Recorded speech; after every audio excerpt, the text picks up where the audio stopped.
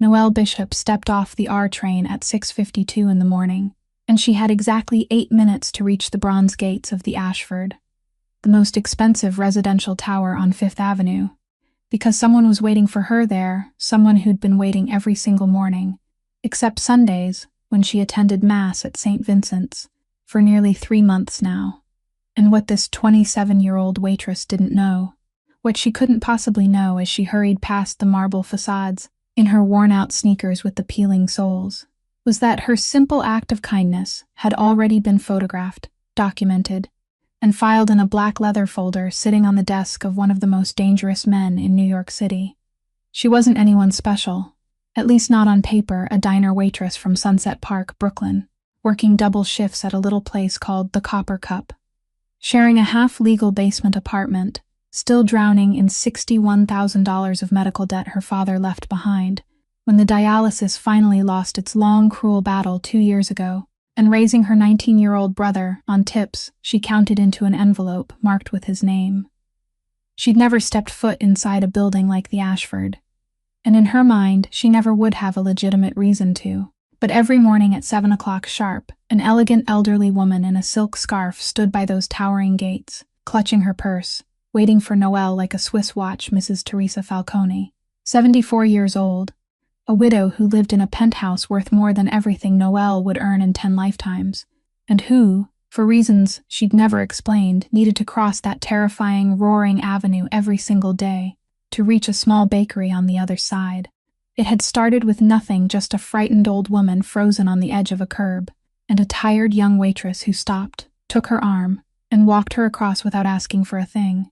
Noelle had no idea that the sweet, lonely grandmother she'd come to love was the mother of Rocco Falcone, a name whispered in the back rooms of City Hall, printed carefully in newspapers that called him a private investor, and spoken very, very quietly on the docks of Red Hook, where men knew exactly what happened to people who crossed the Falcone family. 36 years old, cold as January steel, a man who'd inherited an empire at 22 along with his father's body, and who'd learned that same night that the most dangerous enemy always smiles at your dinner table. He didn't trust anyone. He believed every kindness had a price tag, every stranger had an angle, and every smile was a transaction waiting to be collected. So when his security team slid that folder across his desk 47 consecutive mornings, one waitress, one elderly mother, no cameras, no witnesses, no explanation, Rocco Falcone did what powerful, ruthless men always do when they can't understand something pure.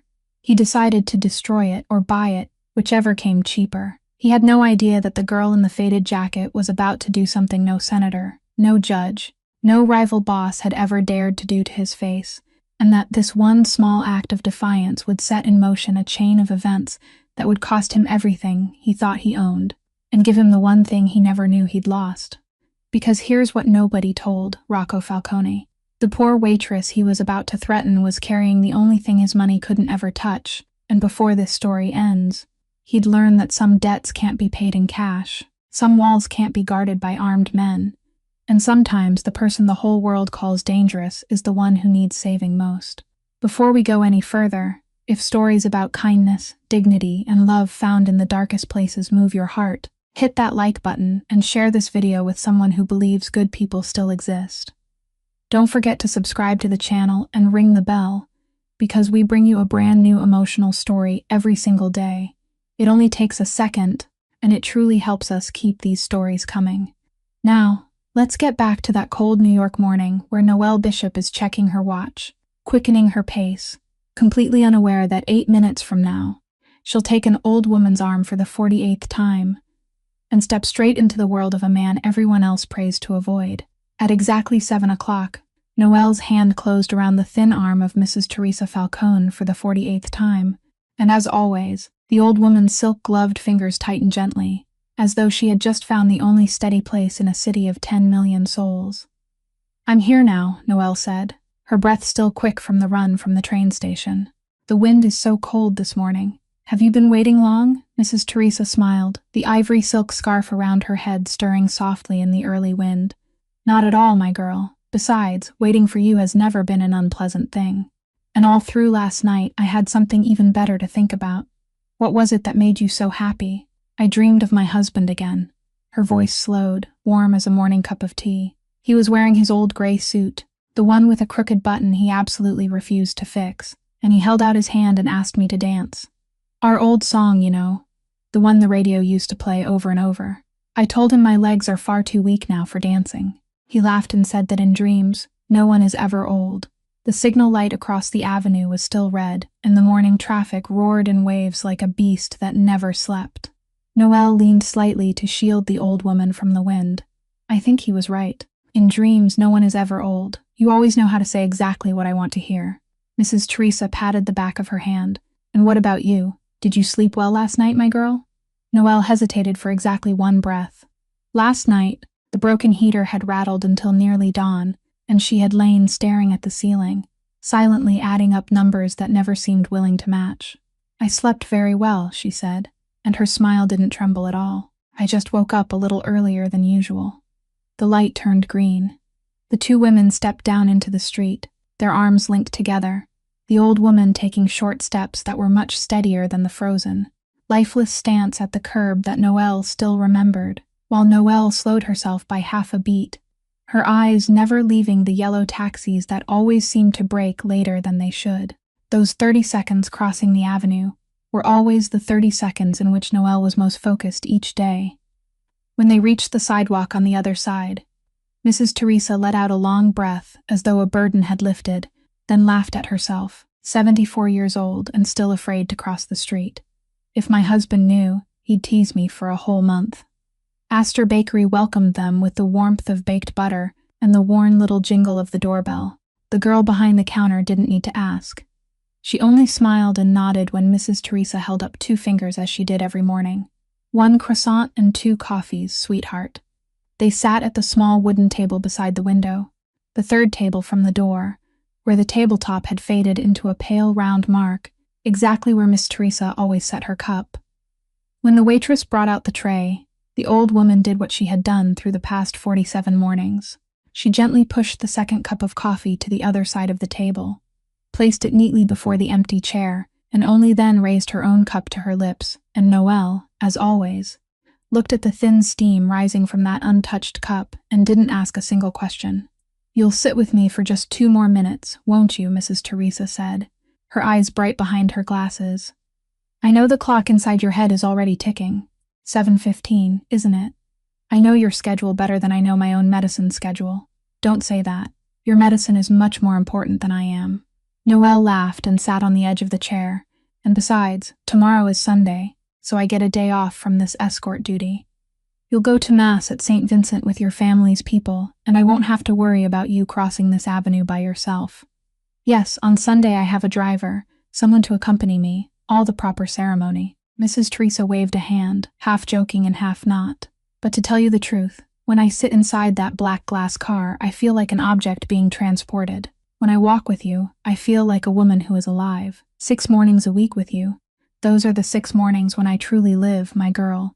Noelle felt her throat tighten in a way that made no sense in the face of such a simple sentence, so she only squeezed the wrinkled hand resting on the table. "Then I'll come again on Monday. Exactly 7 o'clock. Remember to wear another layer. The weather report says next week will be even colder. Go now or you'll be late, and your boss Walt will have to start watching the clock." Mrs. Teresa waved her off, but her eyes followed Noelle all the way to the door. "And Noelle, thank you." For all 48 mornings, the doorbell jingled shut behind her. Noelle zipped her coat all the way to her chin and began to run. 10 minutes, 8 blocks, weaving through the office crowd like a small fish swimming against the current, until at exactly 7:29, she pushed open the back door of the copper cup, reached for the apron hanging from the 3rd hook, and had no idea that on the top floor of the tower she had just left behind, a man was reading her name in a black file. That same morning, while Noelle was tying the strings of her apron on the ground floor of the city, Rocco Falcone had already been awake for 3 hours on the 42nd floor of the Ashford. The 5 o'clock meeting with partners across the Atlantic had just ended, and the computer screen hadn't even had time to go dark before Marchese, the man in charge of the port district, appeared in the doorway of the office with the posture of someone carrying bad news. "Sir, the matter with the container at Pier number 7. Just as you suspected, it was the warehouse manager. He's been pulling goods out and selling them retail on the side for 4 months now. Rocco didn't look up from his espresso.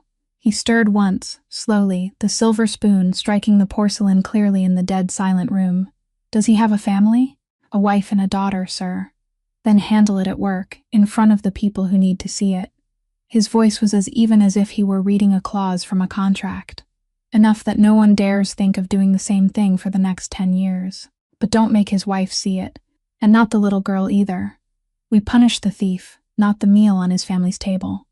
Marchese nodded and disappeared behind the door, and Rocco returned to his numbers, forgetting the matter at once the way a man forgets it's an email he has already answered.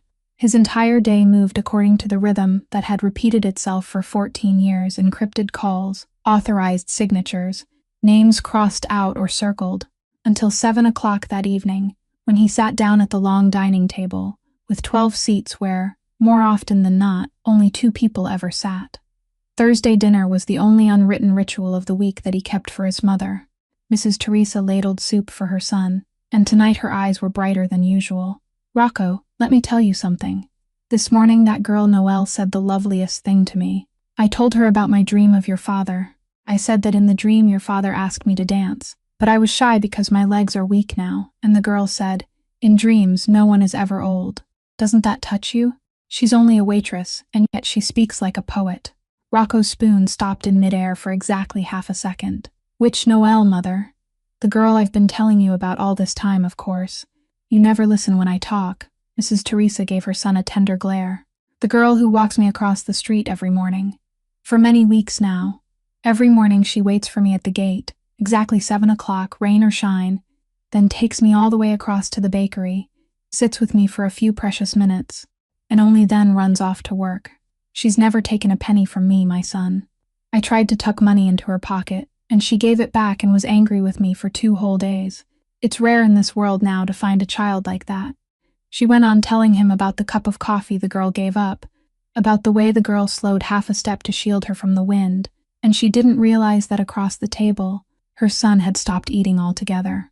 Inside Rocco's mind, his mother's words were being translated into another language, the language that had kept him alive for 14 years.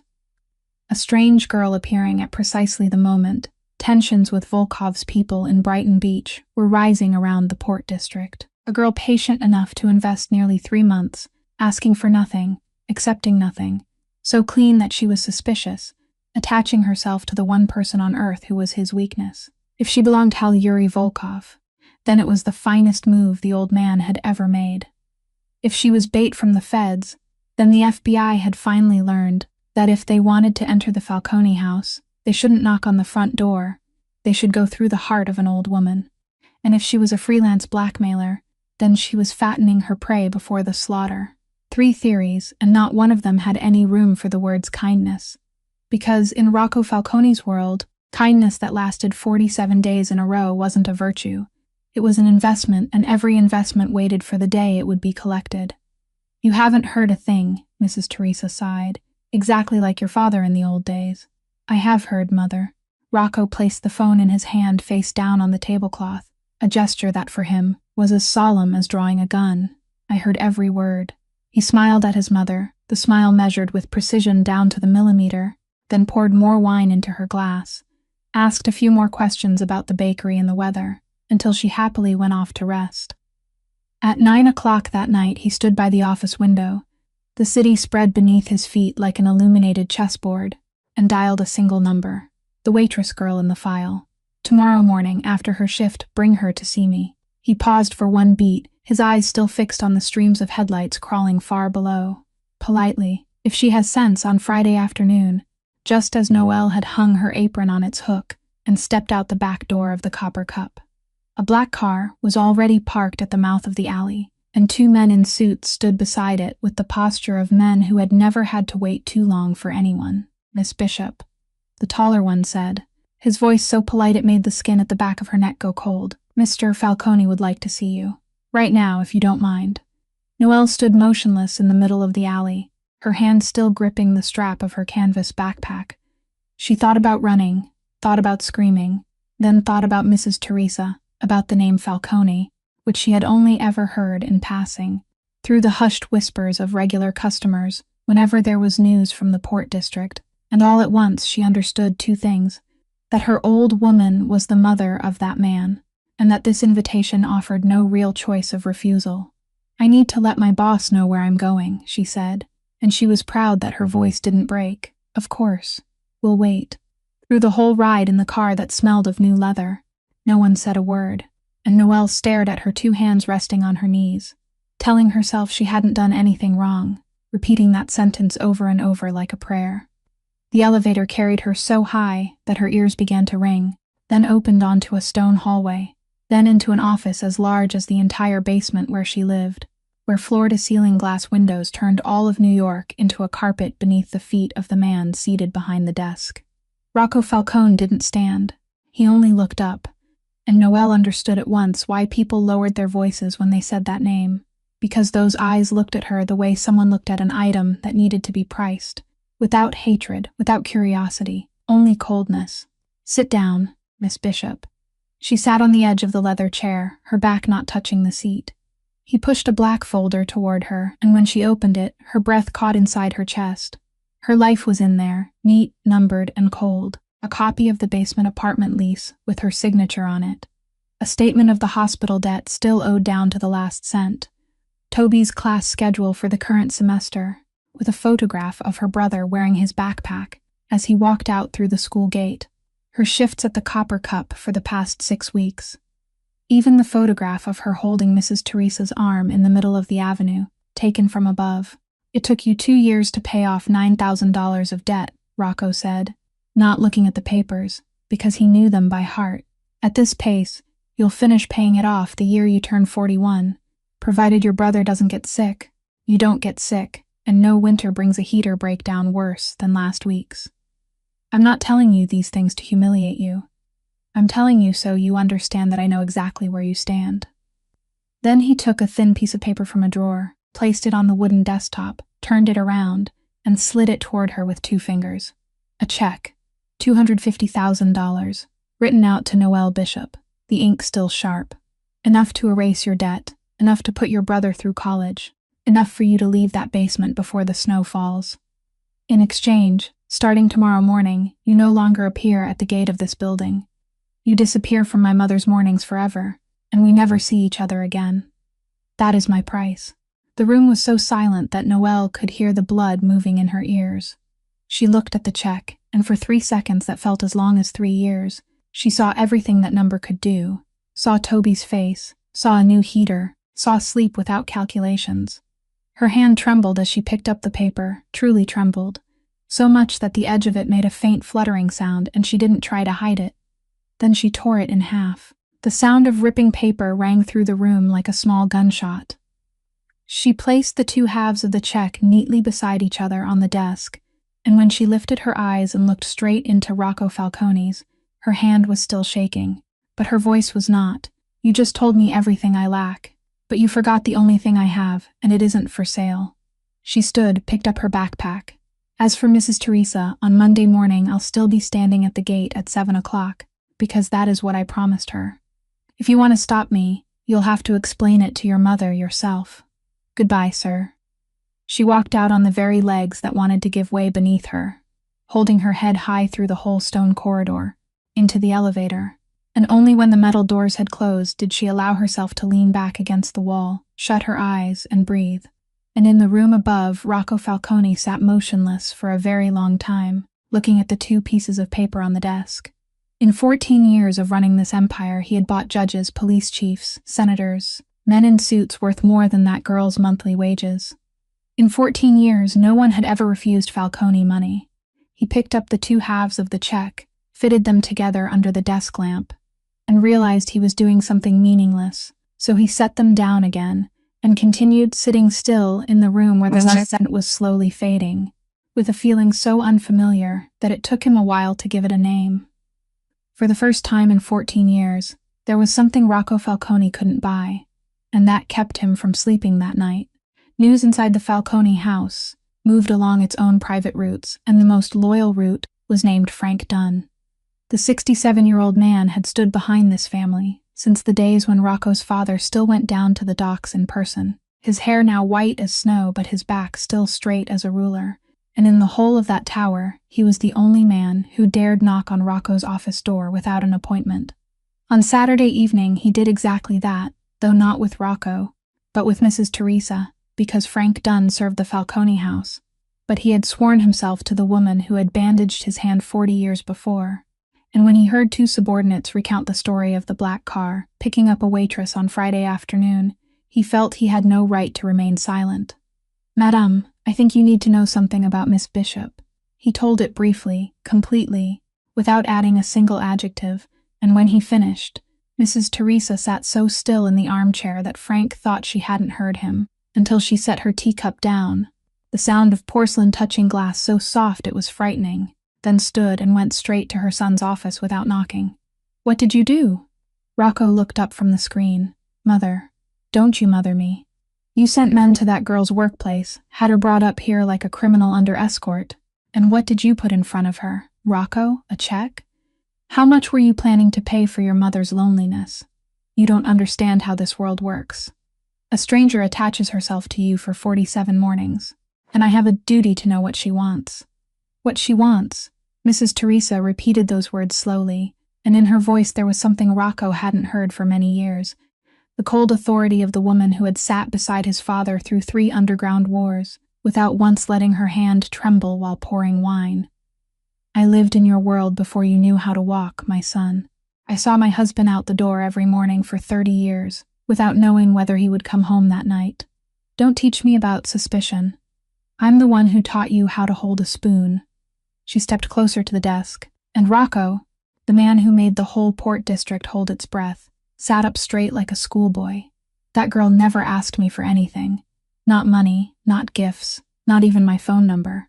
She only gave me the one thing the richest son in this city couldn't give me, 8 minutes every morning, and you repaid her with a file and a check. Mother, everything I did was to protect you. You're old now. You don't need to cross that avenue every day. If you want a croissant, someone can have one brought to your table in 10 minutes. And that was when Mrs. Teresa looked at her son, with a gaze he would remember long afterward, a gaze both angry and aching, as though she were looking at a man born blind trying to describe color. "I don't go to that bakery to buy bread, Rocco." She said it very softly, then turned and walked back to her room and closed the door, not slamming it, only closing it, and that small click was heavier than any shout. That night, Rocco sat alone with the black folder, opening it for the 10th time, reading each page he had already memorized: bills, contracts, work schedules, numbers so poor and so honest they were almost infuriating. Not one strange deposit, not one suspicious name, not even a lottery ticket, clean to the point of absurdity. And it was that very cleanliness that disturbed him more than any stain, because in his experience, anything that looked perfect was either fake or something he had never encountered before, and he didn't know which possibility cost him more sleep. Half a city away, in the breakfast diner washed in yellow light, Dana tossed a takeout bag onto the counter and narrowed her eyes at her friend. "You look like you've been up all night. Is something wrong?" "Just the heater rattling all night." Noelle shrugged, stacking chairs on tables, and when Walt poked his head out from the kitchen and asked why someone had picked her up in a luxury car on Friday, she only laughed and said it had been a case of mistaken identity, a funny little story, then steered the conversation toward ordering more coffee beans for the coming week. She had decided during the night that what happened on the 42nd floor was between her and that man. Telling it would only make Walt worry, make Dana afraid, and more important than anything, she didn't want anyone looking at Mrs. Teresa any differently. And so on Monday morning, when the clock on the distant church tower struck 7, Noelle Bishop stood at the bronze gate of the Ashford. In the same place at the same hour, her heart beating faster than usual, but her feet not stepping back, because she had thought hard for 2 nights and had come to one simple conclusion, that whatever someone's son had done was his business, but that 74-year-old woman had done nothing wrong, and a promise made to the innocent didn't come with a cancellation clause. Mrs. Teresa stepped out, saw her, and for one very brief moment, the old woman's eyes reddened before her smile could hide it. "You really came. I promised you I would." Noelle offered her arm just as she had 48 times before, and from the glass window on the 42nd floor, A man stood looking down at the two tiny figures, waiting arm in arm for the light to turn green. For a very long time, until they disappeared through the door of the bakery across the street. On Tuesday morning, a man in a gray sweater walked into the Copper Cup a little before 9 o'clock, chose the corner table by the window, ordered a black coffee with no sugar, and sat there for nearly 2 hours behind a newspaper. He turned very slowly. Noelle recognized him the moment the doorbell rang. How could she not? But she only paused for a single beat as she wiped her hands on her apron, then walked over with her order pad as she would for any other customer. "What can I get for you, sir?" "Just a black coffee, please. No sugar, coming right up." And that was all. No one mentioned the check, no one mentioned the 42nd floor. She set the cup of coffee down in front of him, with the same professional manner she gave the retired gentleman at table number 3, then turned away to serve the others, and Rocco Falcone, who had come here with a list of signs he needed to look for, glances toward the door, whispered phone calls. Customers who sat too long and ordered too little had no choice but to begin observing the things that were real. He saw that she remembered the names of nearly all the regulars, even remembered that the old man at table 3 needed his coffee served with the milk separate because of his stomach. He saw that at 10 o'clock, a homeless man whom everyone in the neighborhood usually avoided stood hesitating outside the glass door, and she gestured for him to go around to the back entrance. Then a few minutes later brought him a paper box with eggs and toast, something Rocco knew, because he had read the rules posted beside the counter, was the one free shift meal each employee received for the day. He saw that at noon, a drunken customer who still hadn't sobered up from the night before began shouting and demanding to see the owner over his bill, knocking a chair aside, and when the gray-haired owner came out of the kitchen with the calm expression of a man who had once put out real fires in his life. It was that small girl who stepped forward and stood between the two men, her voice even and slow, telling the drunk that today his drink was on the house, but he needed to go home and rest, and tomorrow, when he was sober, he could come back, because this place needed clear-headed customers, not customers who were right. The drunk stared at her for a long while, then burst out laughing, picked up his hat, and walked out, and Rocco noticed that her hands only began to tremble after the door had closed, exactly as they had in his office. Courage first, trembling after. An order that couldn't be performed. On the 4th day in a row, he came again and sat at the same corner table, and near the end of the afternoon, when the diner was quiet, he saw her sitting at the edge of the counter, pouring out the tip jar to count it, smoothing each crumpled $1 bill one by one, stacking them into a small pile, then slipping them into a worn envelope she took from the inner pocket of her backpack. On the envelope, in faded marker, were the handwritten words Toby's tuition, and he sat there with his cold cup of coffee. Suddenly thinking of the 9-figure trust accounts, he authorized transfers from every quarter, without even bothering to look at the balance. By the 5th day, she couldn't bear it anymore. The diner was quiet, with only the faint hiss of the coffee machine in the background. She carried the coffee pot to the corner table, refilled his cup though he hadn't asked, then stood up straight and looked at him. "I'm asking honestly, what are you doing here 5 days in a row?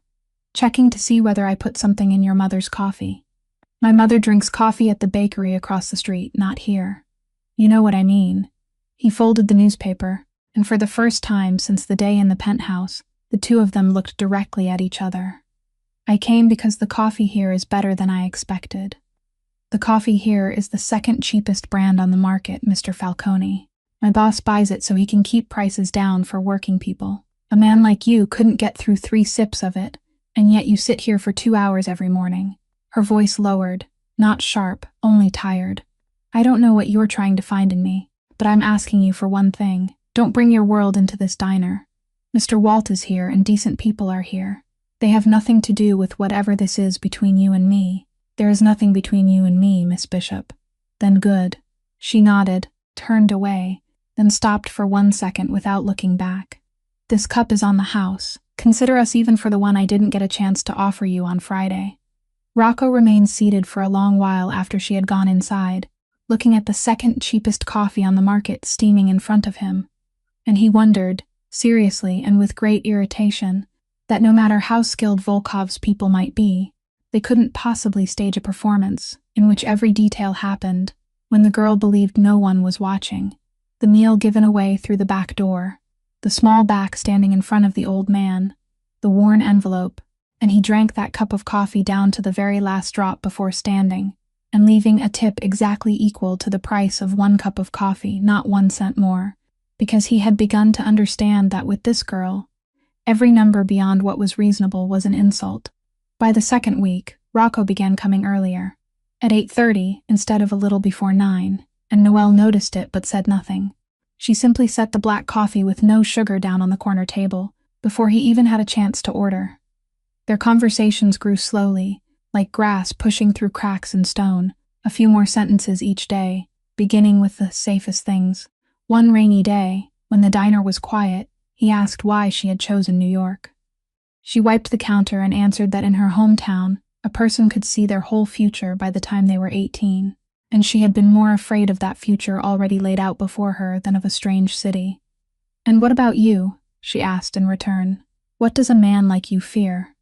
He turned his coffee cup halfway around, and she thought he wouldn't answer, but then he spoke, so softly that she had to stand still to hear him. "The people who sit at the dinner table with me." Another day, she told him about Toby, about how the boy wanted to study engineering, but kept insisting on dropping out to help her work, and she had to threaten to cut him off. He listened, then said her brother was lucky. She asked how he knew, and he answered that having someone threaten to cut you off just to make you stay in school was a kind of luck. Growing up, he had only had people teach him how to read loyalty on another person's face, and so, little by little, small pieces of that man fell onto the wooden counter, none of them carrying a name or a date, until a quiet Thursday afternoon, when she asked him directly the question she had kept in her heart since the day on the 42nd floor.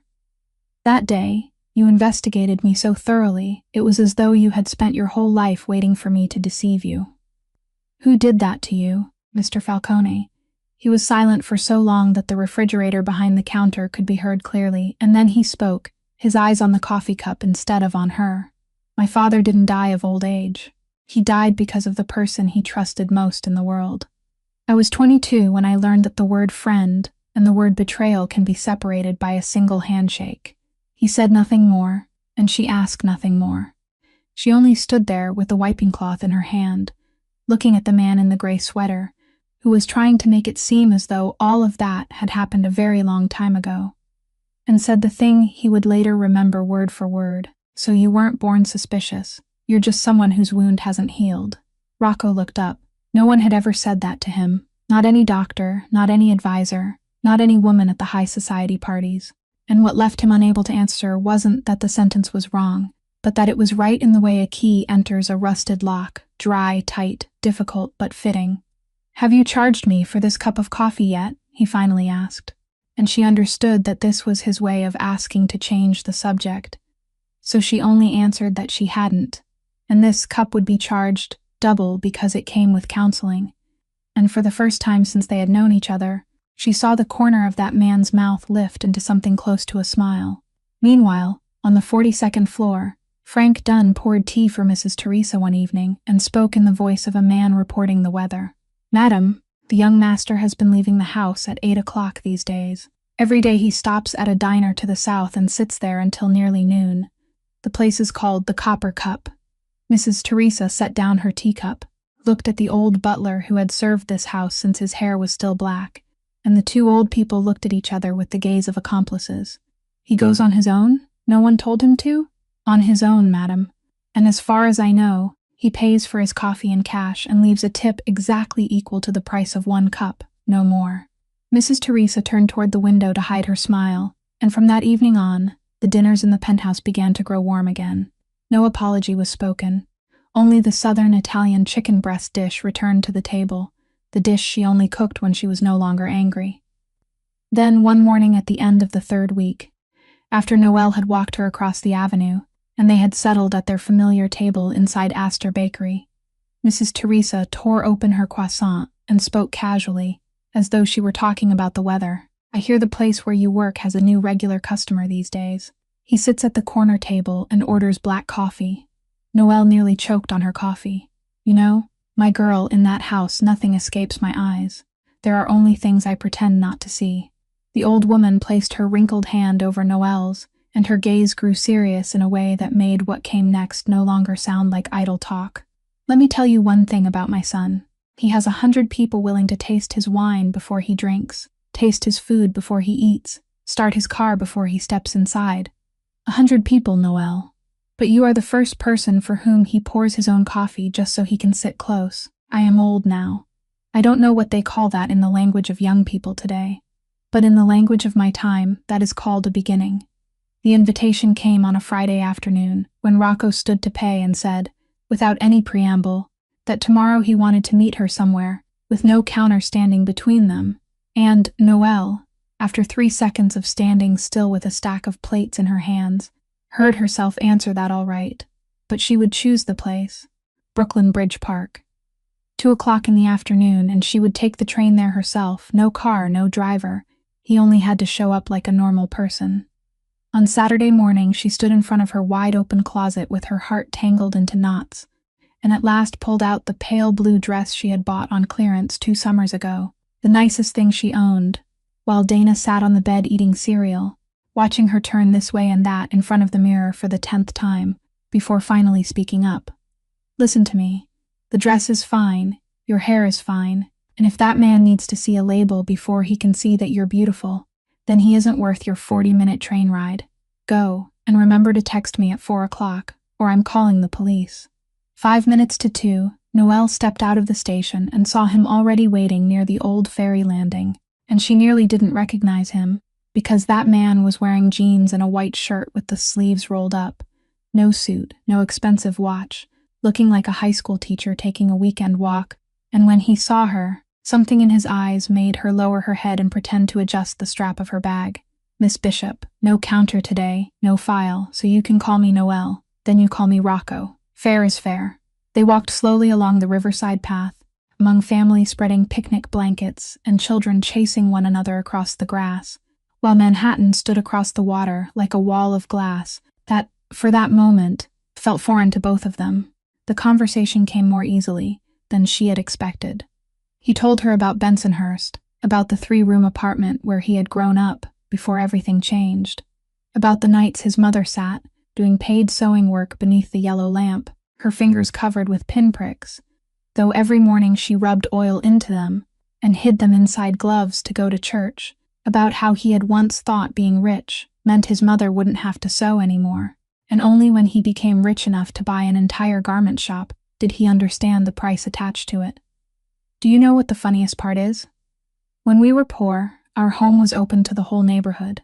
Now my home has 12 layers of security, and my mother has to sneak away from her guards just to walk for 10 minutes. Noelle listened, and when it was her turn, she told him about the town in Pennsylvania, where the smell of earth after rain was the only perfume she knew until she was 18. About the elementary school, with exactly 6 classrooms, where she once helped the first-grade teacher, and discovered that teaching a child to read their first word was the most addictive feeling in the world. About the dream of becoming a teacher that she had wrapped up and put away during her sophomore year of college, when her father fell ill, and she only said that much, 1 sentence, then smiled and drifted into talking about the pigeon stalking the bread of a young couple nearby. And he didn't dig any deeper, only quietly remembered. They bought 2 ice cream cones from a street ice cream truck, and he paid with loose change scraped from his pocket, with the honest awkwardness of a man who hadn't used coins in 20 years, making her laugh until her eyes filled with tears. And he stood there watching her laugh, not laughing with her, only watching, the way a man watches a light he's afraid will go out if he blinks. As the afternoon slowly faded, they stopped by the iron railing and looked out over the river, their shoulders almost touching, and in a moment neither of them had arranged. He turned toward her. She lifted her face, the distance between them shrinking to a single breath. She felt her heart beating up in her throat, and then she placed her hand on the front of his shirt, not pushing him away, only holding him there, and stepped back half a pace. "Rocco, wait." Her voice was soft but clear. "I need you to understand one thing. I'm not afraid of whether you're poor or rich. If you were still the boy from Bensonhurst with the mother who sewed for hire, I would have kissed you the moment you bought ice cream with coins. What I'm afraid of is your world. The world that makes your mother sneak outside just to feel like a person. the world that makes you look at a free cup of coffee and search for a motive. I'm afraid of that world, and I need to know how much of it lives inside you." She waited for him to say she was worrying too much, that everything was under control, that he could protect her, all the things men always said. But Rocco Falconti was silent for a long while, looking out at the darkening river, and then he answered with the only thing he had that no man had ever given her before, the naked truth. "You're right to be afraid." Just 3 words, no more. And strangely, it was those 3 words that kept Noelle from walking away, because the first man who didn't promise her something he couldn't keep was also the most dangerous man she had ever met. They stood beside each other until the bridge lights came on, close but not touching, and neither of them knew that more than 100 yards away, behind the wheel of a sports car sitting motionless, a blonde woman had lowered the window just enough for her phone lens and taken more than a dozen photographs in a row of the 2 figures by the railing. She reviewed the pictures, enlarged the girl's face, and the corner of her red-painted mouth curved into a thin line. Then Vanessa Crane, the woman who had once almost worn the Falcone ring, sent the entire set of photographs to a phone number with a Brighton Beach area code, with exactly 1 line of text: "Find out about this girl for me." The invitation came from Mrs. Teresa herself on the following Wednesday morning, after she had just taken a sip of coffee at Astor Bakery, and announced in a voice that allowed no argument that this Saturday evening, "You're coming to my home for dinner. I'm cooking. No restaurant. And don't you dare use your work shift as an excuse, because I've already asked about your schedule." And so at 7 o'clock on Saturday evening, Noelle stood before the bronze gate, where she had waited outside for nearly 4 months, this time stepping through it as a guest, holding a bouquet of white chrysanthemums she had bought at the market, the only thing she could think of that didn't make her feel false. And when the wooden door on the 42nd floor opened, the scent of roasted chicken and rosemary rushed toward her, before Mrs. Teresa's delighted cry, "You're here, come in, Rocco. The girl is here." The old woman wore a flowered apron, her cheeks flushed from the heat of the kitchen, and she pulled Noelle by the hand through rooms that Noelle tried not to compare with the place where she lived, and she realized this home was nothing like the cold office where she had once been brought. Here there were family photographs on the mantel, an old sewing machine placed reverently in the corner like a sacred object, a rosemary plant growing in a chipped pot beside the kitchen window, traces of a woman who had carried all of Bensonhurst up to the 42nd floor. Dinner was roast chicken with vegetables, baked potatoes, and bread Mrs. Teresa had kneaded herself, so simple that Noelle almost laughed when she thought of all her imaginings about a tycoon's banquet. And throughout the meal, Mrs. Teresa talked without stopping, telling stories about how Rocco had been so afraid of dogs as a child that he climbed on top of a cabinet, how he once sold lemonade in front of the house and kept a debt ledger even for his closest friend, while Rocco sat there enduring it all with the face of a man who knew every bit of his power was useless before a mother who had an audience. After dinner, he went down to the kitchen to make coffee on his mother's orders, and Mrs. Teresa linked her arm through Noelle's and led her out onto the balcony, where the city spread beneath their feet like a black cloth sewn with a million bright beads. The night wind was cool, and the old woman wrapped her scarf more tightly around herself, her voice changing, slower now, more honest. "You know, my husband and I were married for 8 years before we had Rocco. 8 years, Noelle. People were cruel with their tongues in those days. They called me a tree that bore no fruit. My mother-in-law cried until she had no tears left, and I walked to St. Vincent every morning, knelt in the last pew, and asked God for 1 child, just 1 child would be enough.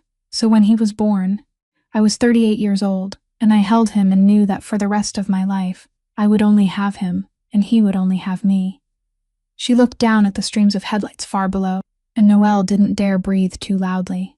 "Back then we were poor, but poor in a light way. Then my husband began rising, and the money came in, more of it faster, and one evening, I remember it exactly, I was folding his shirts when I asked him, 'My love, is this money clean?' He was tying his necktie. His hand stopped for 1 second, then he kept tying it, and he didn't answer. Not 1 word, do you understand?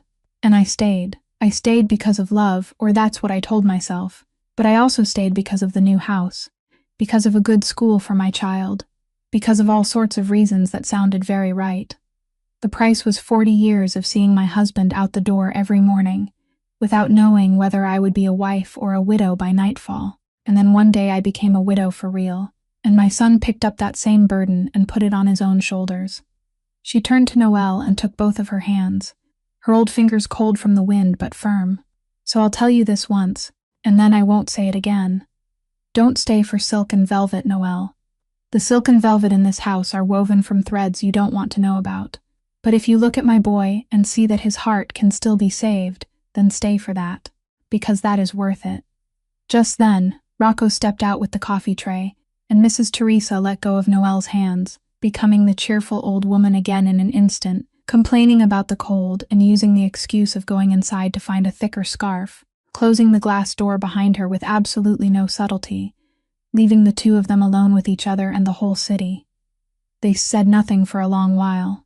Then Rocco set the coffee cups down on the table, turned toward her, and this time Noelle didn't step back.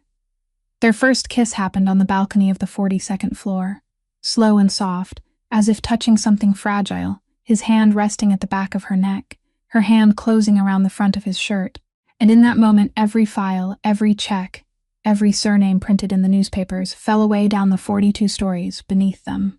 Then a sharp alarm tore through the air, a red light in the corner of the ceiling began flashing, and within 10 seconds, the glass door swung open.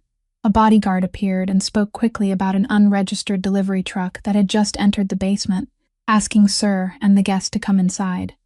3 minutes later, confirmation came. The truck had delivered to the wrong address. It was a false alarm. Everything returned to normal. But when Noelle picked up her coffee cup, she saw that her hand was trembling, and she caught Rocco's eyes on her, not apologizing, not explaining, only sad, as though they had both just heard his world knock on the door to remind them that it was still there, patient, right beneath the feet of their happiness.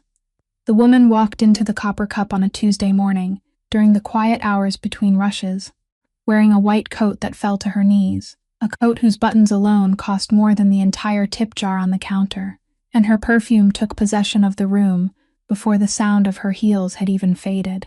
She didn't look at the menu. She didn't look at anyone else. She looked straight at Noelle standing behind the counter and smiled a smile that never reached her eyes. So it's you. I thought you'd have to be something special. She pulled out a stool and sat at the counter, placing her leather bag on the wood like she was laying down a declaration. Vanessa Crane. The name probably means nothing to you, but there was a time when I almost carried the Falcone name, so I suppose that gives us something in common. What can I get for you? Noelle asked, keeping her voice at the exact level of professional courtesy. Espresso. Double. While she waited, Vanessa looked around the diner slowly, from the faded poster to the crack in the vinyl seat, like an owner inspecting property. And when the coffee was set down, she took a sip, grimaced almost imperceptibly, and pushed the cup half a handspan away. Cheap coffee smell. Do you know it clings to a person? To the hair, to the clothes, to the skin. He may find it charming now, something new, and what man doesn't enjoy changing his taste for a few months? But then there will come a gala, just one gala, when he stands among the people of his world and looks over at you in a discount dress, and that smell will be all he notices. Noelle stood straight, both hands resting on the counter. If that's what you came here to say, then you've said it. Your espresso is $4. Vanessa laughed, a short, clean sound like glass, then leaned forward, lowered her voice, and only then did the polished layer of civility peel away completely. You really are adorable. But let me give you a free piece of advice from someone who came before you. You're thinking the worst case is that he gets tired of you, aren't you? A broken heart, a few weeks of crying, and then it's over. Sweetheart, that's the script in your world. In his world, women don't leave with broken hearts. They leave in silence, permanently. Ask around the Port District and see if anyone still remembers the names of the girls who once stood too close to the Falcone house. I was lucky. I had the Crane name behind me. What do you have, an old diner owner and a student brother? She stood, placed a $20 bill on the counter, and smoothed the front of her coat. No change needed. Considerate payment for 5 minutes of honesty, something very rare in this city. Then she left, leaving behind a nearly untouched espresso and a silence thick enough to feel, while Noelle stood motionless behind the counter, hearing the blood pound in her ears, because what sent the cold crawling up her spine wasn't the contempt. She was used to contempt. It was that question, what do you have? And the list of answers that rose at once in her mind wasn't her own name, but Walt, Dana, Toby with his backpack and class schedule, the very thing someone had already photographed before she had even known who Rocco was. Walt stepped out from the kitchen. He had heard enough, and he set his large, rough hand on her shoulder. Don't let people like that plant weeds in your head. I fought fires for 30 years, and I know one thing.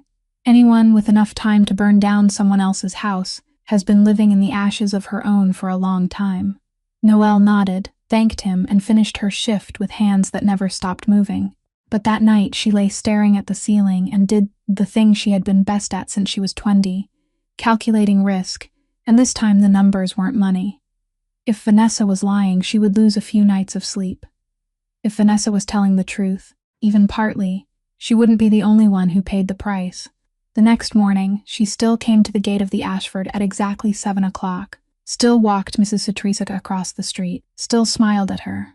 But when Rocco came to the diner at 8:30, the black coffee was set down by Dana, not by her, and when he texted to ask whether she would have dinner with him on Friday night, she answered 4 hours later, "I have a lot of shifts this week, maybe later.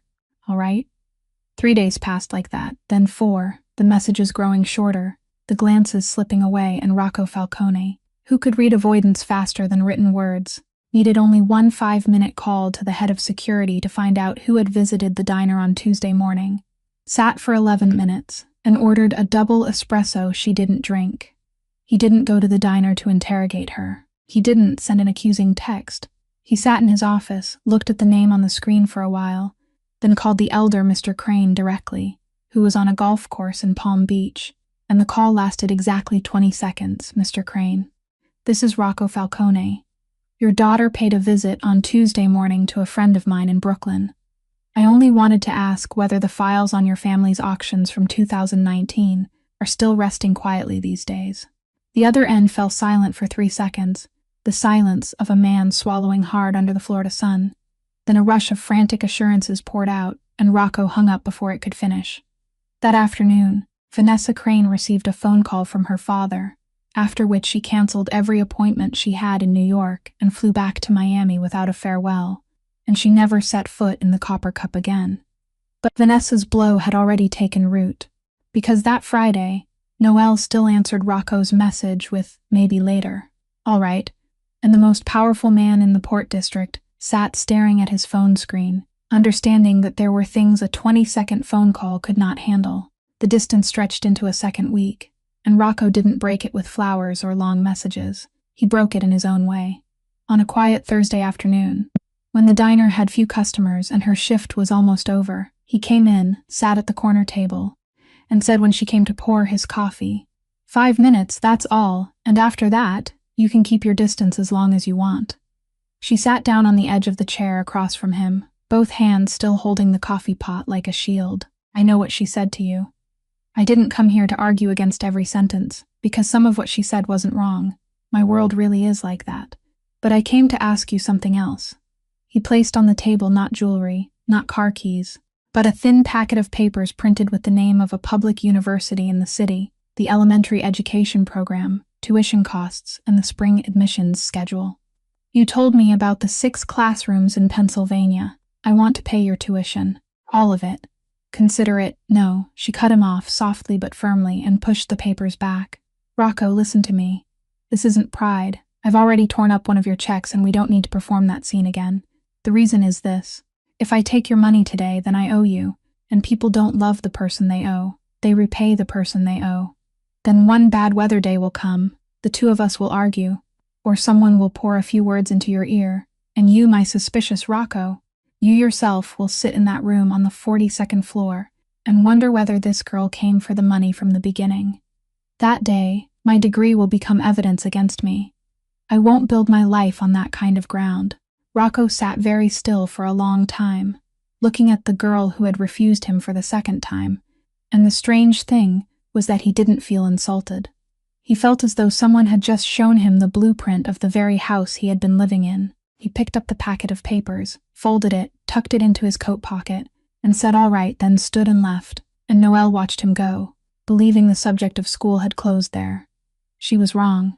6 weeks later, on the bulletin board of the community college where Toby studied, and on the websites of 3 public universities in the city. An announcement appeared about a new scholarship fund called the Astor Grant, under the family charity bearing Mrs. Teresa Falcone's name, reserved specifically for people who had been forced to interrupt their education in order to care for relatives with chronic illness. Each award covered the full tuition for 4 years, and applications would be reviewed by an independent committee made up of 2 retired professors, 1 social worker, and 1 former principal, none of them connected to the founding family. Dana was the one who shoved the announcement into Noelle's face during break and said, "Are you crazy? This is the description of your life. Apply." Noelle read the criteria again and again, and she understood at once, of course she understood, whose hand stood behind that fund named after the bakery. But she also saw the words 40 awards each year, saw the line about an independent committee, saw the hundreds of people out there trapped in the exact place where she had once been trapped, and she realized that the man had done something far harder than signing a check. He had built a door instead of pushing money through a crack. She applied like the 417 other applicants in the first season, with a 2-page essay written over 3 nights about the mechanic father who had taught her that a good machine was not the most expensive machine, but the one cared for properly, and about the 6 years she had learned how to care for a human being in that very sense. 7 weeks later, the acceptance letter lay in the mailbox outside her basement apartment, and that night her phone received a 40-second voice message from Toby. The boy began in a perfectly casual voice, congratulating the old college student, then broke at the 15th second. "Sis, if Dad were still here, he'd be so proud. I'm sorry I've let you carry everything these past few years. Go study. Study for the part of me that owes you too." And Noelle sat on the edge of her bed listening to it 3 times, crying without a sound. When she texted Rocco only 1 line, "I got in," he answered 1 minute later, "I know. The committee sent the list to the foundation this afternoon. My mother read your name and cried, and I want to make one thing clear. I didn't bestow charity on you. I created an opportunity suspended in the air for anyone strong enough to reach it. The rest, you won yourself with your essay, so don't thank me. Thank the mechanic who taught you how to care for a machine." That night, for the first time in many weeks, she slept without dreams, and that same night, many miles to the south, inside an old church in Bay Ridge, where nearly all the lights had gone out, 2 figures sat in the last pew, an arm's length apart, not looking at each other, like 2 parishioners lingering late in prayer. A man's hand in a leather glove pushed over a thick envelope, and in the instant the other hand received it, the candlelight struck a gold ring set with a red stone on the little finger, the sort of ring worn by men of the old generation. The old woman's schedule for every morning, and the girl's picture. The voice was hoarse even, no louder than a whispered confession. "Tell your boss not to touch the old woman. Touch the old woman, and this whole city burns. That waitress girl is the weakest link. Pull that thread, and the whole net will come apart on its own." The figure who took the envelope rose, made the sign of the cross by habit like a man borrowing God's house for business, and disappeared into the darkness by the side door, while the ring with the red stone remained in the shadows of the last pew, for a long while longer, motionless, patient, like an old spider that had finished spinning its web. The yellow-brown envelope appeared on Rocco's desk on a Monday morning, with no sender, only 1 typed line on the outside. "You should know what you're sleeping beside," and inside were 8 large printed photographs, sharp down to every strand of hair. Noelle, in her diner uniform, was sitting at the corner table of the Copper Cup, across from a salt and pepper-haired woman in an office coat, and in the 4th photograph, a white envelope lay on the tabletop between them. In the 6th, Noelle's hand rested on that envelope, and the final one showed the woman stepping into an unmarked government vehicle. Clipped to it was a printed summary file, Ruth Holloway, Supervisory Agent, Federal Bureau of Investigation, New York office, 15 years of seniority, Organized Crime Division. The truth, had anyone been patient enough to look for it, was almost insultingly simple. Holloway had been watching Rocco for months, so she had stopped by that diner several times like any stranger whenever he came in, ordering eggs and coffee, being served by Noelle the same way everyone else was, and the person who knew the surveillance schedule of the federal agents had needed only 1 patient photographer and a few hours of cutting and splicing to turn a paid bill into an exchange. But Rocco Falcone did not go looking for the truth that morning, because those 8 photographs did not fall onto the desk of an ordinary man. They fell straight into the 14-year unhealed wound of a son who had once held his father's body and learned that the betrayer was always the one sitting closest, and the old switch inside him snapped on with the dry, clean sound of a machine assembled long ago, waiting only for the right current. He sat motionless for 30 minutes, calling no one to verify it, giving the security team nothing to analyze, because pain has its own cruel logic, and suddenly every piece fit together. She had appeared at the exact moment tensions with Brighton Beach were rising. She was clean to the point of absurdity.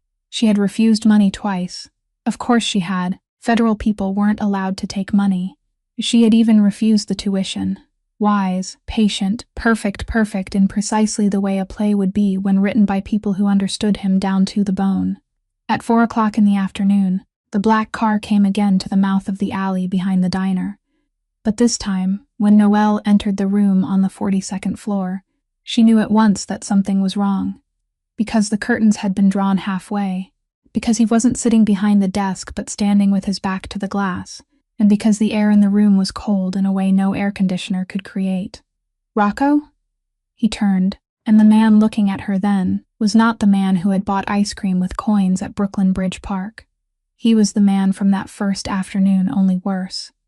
Because this time there was pain inside the coldness. He threw the stack of photographs onto the desk between them, and the pictures fanned out like a hand of cards turned face up. I'm giving you one chance to explain. 1. Noelle picked up the top photograph, looked at the face of the salt and pepper-haired woman, and the memory of a good waitress gave her the answer at once. Corner table, poached eggs, coffee refilled twice, 15% tip, a stranger who had come in a few times and then stopped. This woman ate at the diner before. A few times. I served her the same way I serve you. And this envelope, I've never seen it before, Rocco. This picture has been doctored, I swear. Don't. One word and it cut her sentence in 2. Do you know the funniest part, Miss Bishop? For 4 months, I tore your life apart looking for your price, and I couldn't find it, so I did the stupidest thing a man in my position could possibly do. I concluded that you had no price. It turns out I was looking in the wrong place. Your price isn't counted in money. It's counted in a badge and a prison sentence for me. He stepped closer, his voice never rising, and that was exactly why each word landed as heavily as stone. My mother believed you, and I almost did, almost. He fastened the button of his suit jacket, a gesture of ending. From this moment on, you do not come near the Ashford. You do not come near my mother, and you do not come near anything that carries the Falcone name. Your scholarship stays as it is. A fund that has signed does not take back what it promised, and I don't fight by using students' futures. But between us, it's over. Frank will take you home. Noelle stood still, the photograph still in her hand, and in that moment she heard everything inside her screaming. The injustice, the anger, the urge to fall to her knees and swear the truth. But she looked at the man before her, looked at the clenched jaw and the eyes that had slammed shut like a vault door, and she understood that every oath right now would only be a knock against steel. So she placed the photograph back on the desk, neatly, smoothing its edge with a gesture that was almost gentle, and when she lifted her face, her eyes were wet, but her back was straight and her voice did not break once. Fine, I'll go, and I won't come back. But before I leave, I'm going to tell you this last thing, not to argue, because I know you can't hear me today. You have an entire army that can investigate my balance down to the last cent, investigate how many hours I sleep, what I eat, whom I owe, and not one person among them managed to investigate my heart. Not because they're bad at their jobs, Rocco, because you never ordered them to look for it. That isn't my fault. That is your prison, and you just locked the door from the inside with your own hand. She turned and walked down the long stone corridor, not looking back once, stepped into the elevator beside Frank Dunn, who was bowing his head like a man at a funeral, and the last thing Rocco Falcone saw through the closing gap of the metal doors was that girl standing straight in the bright elevator, her chin lifted, both hands clenched into 2 small fists at the sides of her dress, until the 2 steel doors met with a soft final sound, and the room behind him became unbearably vast. On Tuesday morning, the rain came down, the cold, persistent November rain of New York. And at exactly 5 minutes to 7, Mrs. Teresa Falcone stepped out through the bronze gate with her black umbrella, her ivory silk scarf, and a small paper bag from Astor Bakery that she had asked someone to buy the afternoon before. Inside the bag were 2 croissants, because today she intended to reverse their usual ritual. She meant to treat the girl to breakfast right there at the gate before they crossed the street, a small surprise she had thought up the night before and taken delight in like a child hiding a gift. At exactly 7 o'clock, no one came. At 7:10, she edged closer to the lip of the awning, her eyes fixed on the street corner where that familiar figure with the canvas backpack appeared every morning. At 7:25, the rain grew heavier, and the doorman came out to invite her back inside, but she shook her head. She'll be here soon. The train must be late, that's all. At 8 o'clock, her shoes were soaked through. The 2 croissants in the paper bag had gone cold, and she began murmuring little reassurances to herself that no one dared answer. The girl had never been late. She must be sick, or something had happened to her brother.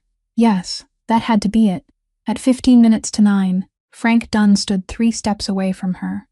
Beneath an umbrella he held tilted almost entirely over her, looking at the 74-year-old woman with the wet hem of her dress, waiting for someone who would not come, and he found he couldn't let it continue for 1 more minute. "Madam, Miss Bishop will not be coming, not this morning, and not on the mornings after this." Mrs. Teresa turned back very slowly. Why? And Frank, who had kept secrets for this house for 40 years, told the truth in 4 sentences, about the stack of photographs, about the young master summoning her upstairs the previous afternoon, about the order forbidding her to return, and he bowed his head as though the fault were his. Mrs. Teresa stood very still for a long time amid the sound of rain striking the umbrella. Then she looked down at the paper bag in her hand, at the 2 croissants gone completely cold, and she didn't cry, didn't shout. She only handed the bag to Frank with a tired gesture and said softly, "Eat them for me. Don't let the food go to waste." Then she turned back into the building, her spine still straight, and from that moment on, the penthouse on the 42nd floor entered a winter of its own. She didn't scold her son. That was the truly frightening thing. That evening, when Rocco came home, she was sitting at the dining table, eating her portion, and when he asked how her day had been, she set down her fork, looked at him for exactly 3 seconds, then picked up the fork and continued eating without a word, and those 3 seconds said more than every childhood punishment put together. From that day on, she answered him with nods, shakes of the head, and silences. The Southern Italian chicken breast disappeared from the dinner table. The door to her room closed earlier each night, and at Thursday dinner that week, for the first time in many years, the 12-seat table had only 1 person sitting at it. 3 weeks passed that way, cut into separate slices. In Sunset Park, Noelle woke at 5 o'clock in the morning, though there was no longer anyone to meet, at the gate at 7, because habit was something that died more slowly than hope, and she lay listening to the rain and counting the stains on the ceiling until it was time to go to work. At the diner, she still remembered that the old man at table 3 took his coffee with the milk separate, still smiled at the right moments. Only Walt noticed that she poured the wrong coffee twice in 1 week, something that had never happened before, and when he asked whether she was all right, she answered that she was fine, Uncle Walt. Only a little short on sleep, then turned away to wipe a table that was already clean. In Manhattan, Rocco Falcone won 3 negotiations in a row, forced down the pier price, and signed a contract his predecessor wouldn't have dared dream of. The people around the conference table told one another they had never seen the boss so cold and precise, not knowing that such precision belonged to a machine running inside an empty house. Every night he came home, the hallway lights switched on by themselves. The light in his mother's room was already out, and he stood in the silent kitchen drinking a glass of water, hearing clearly the ticking of the grandfather clock, a sound he had never noticed before, not when it had become so loud. One night he stopped before the door of his office and looked at the 2 halves of an old check still lying in a drawer, though he didn't understand why he hadn't thrown them away. And another night, he picked up his phone, found a name, held his thumb over the call button for a long time, then turned the screen off, because that man whose wound had never healed still believed he had been right, and that belief was the only thing left to warm the house whose fire he himself had put out. And at the Ashford, every morning at 7 o'clock, the doorman still saw the old woman standing behind the lobby glass, no longer stepping outside, only standing there for a few minutes as she looked toward the empty street corner. her hand resting lightly against the cold glass, before turning away and walking back in, a little more slowly with each passing day. In the 4th week of that private winter, on a Thursday afternoon when rain veiled the whole sky, Mrs. Teresa Falcone did the thing she had been quietly preparing for 3 days. She told Frank she was tired and wanted to sleep early, waited for the shift change at 4 o'clock, then put on her coat, wrapped her silk scarf around her head, took the service elevator down to the basement, and slipped out through the staff exit, alone, with no umbrella, no bodyguard, only one address in her mind, the Copper Cup, the name the girl had mentioned so many times beside the wooden table at Astor Bakery. It's just a little diner, Mrs. Teresa, yellow lights, down south, you take the R train, and only one thought pushed those 74-year-old legs forward, that if the mountain couldn't come to the girl, then she would go to her. She would ask her one question, only one, look into her eyes while asking it, and then she would know for herself who was right and who was wrong. She had lived with dangerous men all her life. She knew how to read a pair of eyes. But the city beneath the afternoon rain was not the city in her memory. She got off at the wrong stop, walked the wrong way down a block, turned back, and then found herself standing at an intersection she knew. She was certain she knew it. There was a bakery somewhere across the street. The bronze gate was behind her, and yet the signs kept drifting before her eyes like writing on water, and the roaring traffic refused to stop, and the rain blurred every street corner into the same gray color. She stood rooted to the edge of the sidewalk, water streaming from the rim of her scarf down into her collar, while hurried passers-by swept past that small trembling shadow, and inside her mind, the layers of time began collapsing into one another. Was she 74 years old or 38? Was she going to pick up her son after school or looking for a girl? And in the white chaos around her, only one thing remained steady, a face, an arm that reached out to her every morning, and the old woman's blue lips began repeating the same words over and over, like fingers moving along rosary beads. The girl will come. The girl always comes. The girl has never been late. The girl will come. Fate, or something kinder than fate, had placed that intersection exactly 1 block from the Copper Cup. And at 5:45, Noelle Bishop finished her shift and stepped out the door, pulling her hood over her head, only to see through the curtain of rain an image that stopped her heart. An old woman in a soaked silk scarf stepping down into the street against the red light, right in front of the oncoming traffic. She didn't remember how she crossed that distance. She only remembered the sound of horns tearing at her eardrums, headlights spreading across the wet asphalt, her hand thrust straight toward the taxi rushing toward them, while her other arm clamped tightly around the small, ice-cold body, pulling Mrs. Teresa back 3 steps onto the sidewalk, and the car shrieked past so close that the blast of air struck both their faces. "Mrs. Teresa, look at me, it's me. What are you doing here all by yourself?" Noelle knelt to the old woman's eye level, rubbing those aged hands that were cold as stone between her own, and Mrs. Teresa looked at her for a very long time through what might have been rainwater or tears, her gaze drifting somewhere very far away before slowly coming back to shore, and her face lit with a joy that tightened Noelle's chest. "There you are. I knew it. I told them, the girl will come." The wrinkled hand lifted to touch her cheek, gentle as if touching a treasure. My daughter-in-law is here. Let's go home. My child. My husband is waiting for supper." Noelle burst into tears right there on the sidewalk, unable to hold them back. She hugged the old woman tightly, called a taxi in a voice that had gone strange, and all the way to the nearest emergency room. Mrs. Teresa slept against her shoulder like a child, her hand still gripping Noelle's and refusing to let go. At the hospital, Noelle gave them the information, called the number for Frank Dunn that she still had saved from the old days, waited until she saw the old man and the bodyguards rushing into the hallway, saw that Mrs. Teresa had warmed up and was sleeping peacefully in an observation room, and then quietly left through a side door before another black car could pull up in front of the entrance, because there was still a ban in effect, and she had no tears left for another confrontation. So she did not see Rocco Falcone running through the hospital corridor with his rain-soaked suit jacket unbuttoned, and she did not hear what the doctor on duty told him half an hour later in the small office. "That, sir, tonight's condition was not sudden. Your mother has been showing signs of memory decline for many months now. Early stage, slow progression, and according to the file we just received from a private clinic on the Upper East Side, She went in for 3 examinations by herself and asked the doctor there not to notify her family. Patients like her often cling to repeated routines as if clinging to a handrail. The same route, the same shop, the same face. That is how her brain repairs itself each day. And I'm telling you this so you understand. The fact that an old woman managed to cross half the city in the rain tonight to search for one person, with her memory as it is, was not confusion, sir. It was love using its last remaining threads.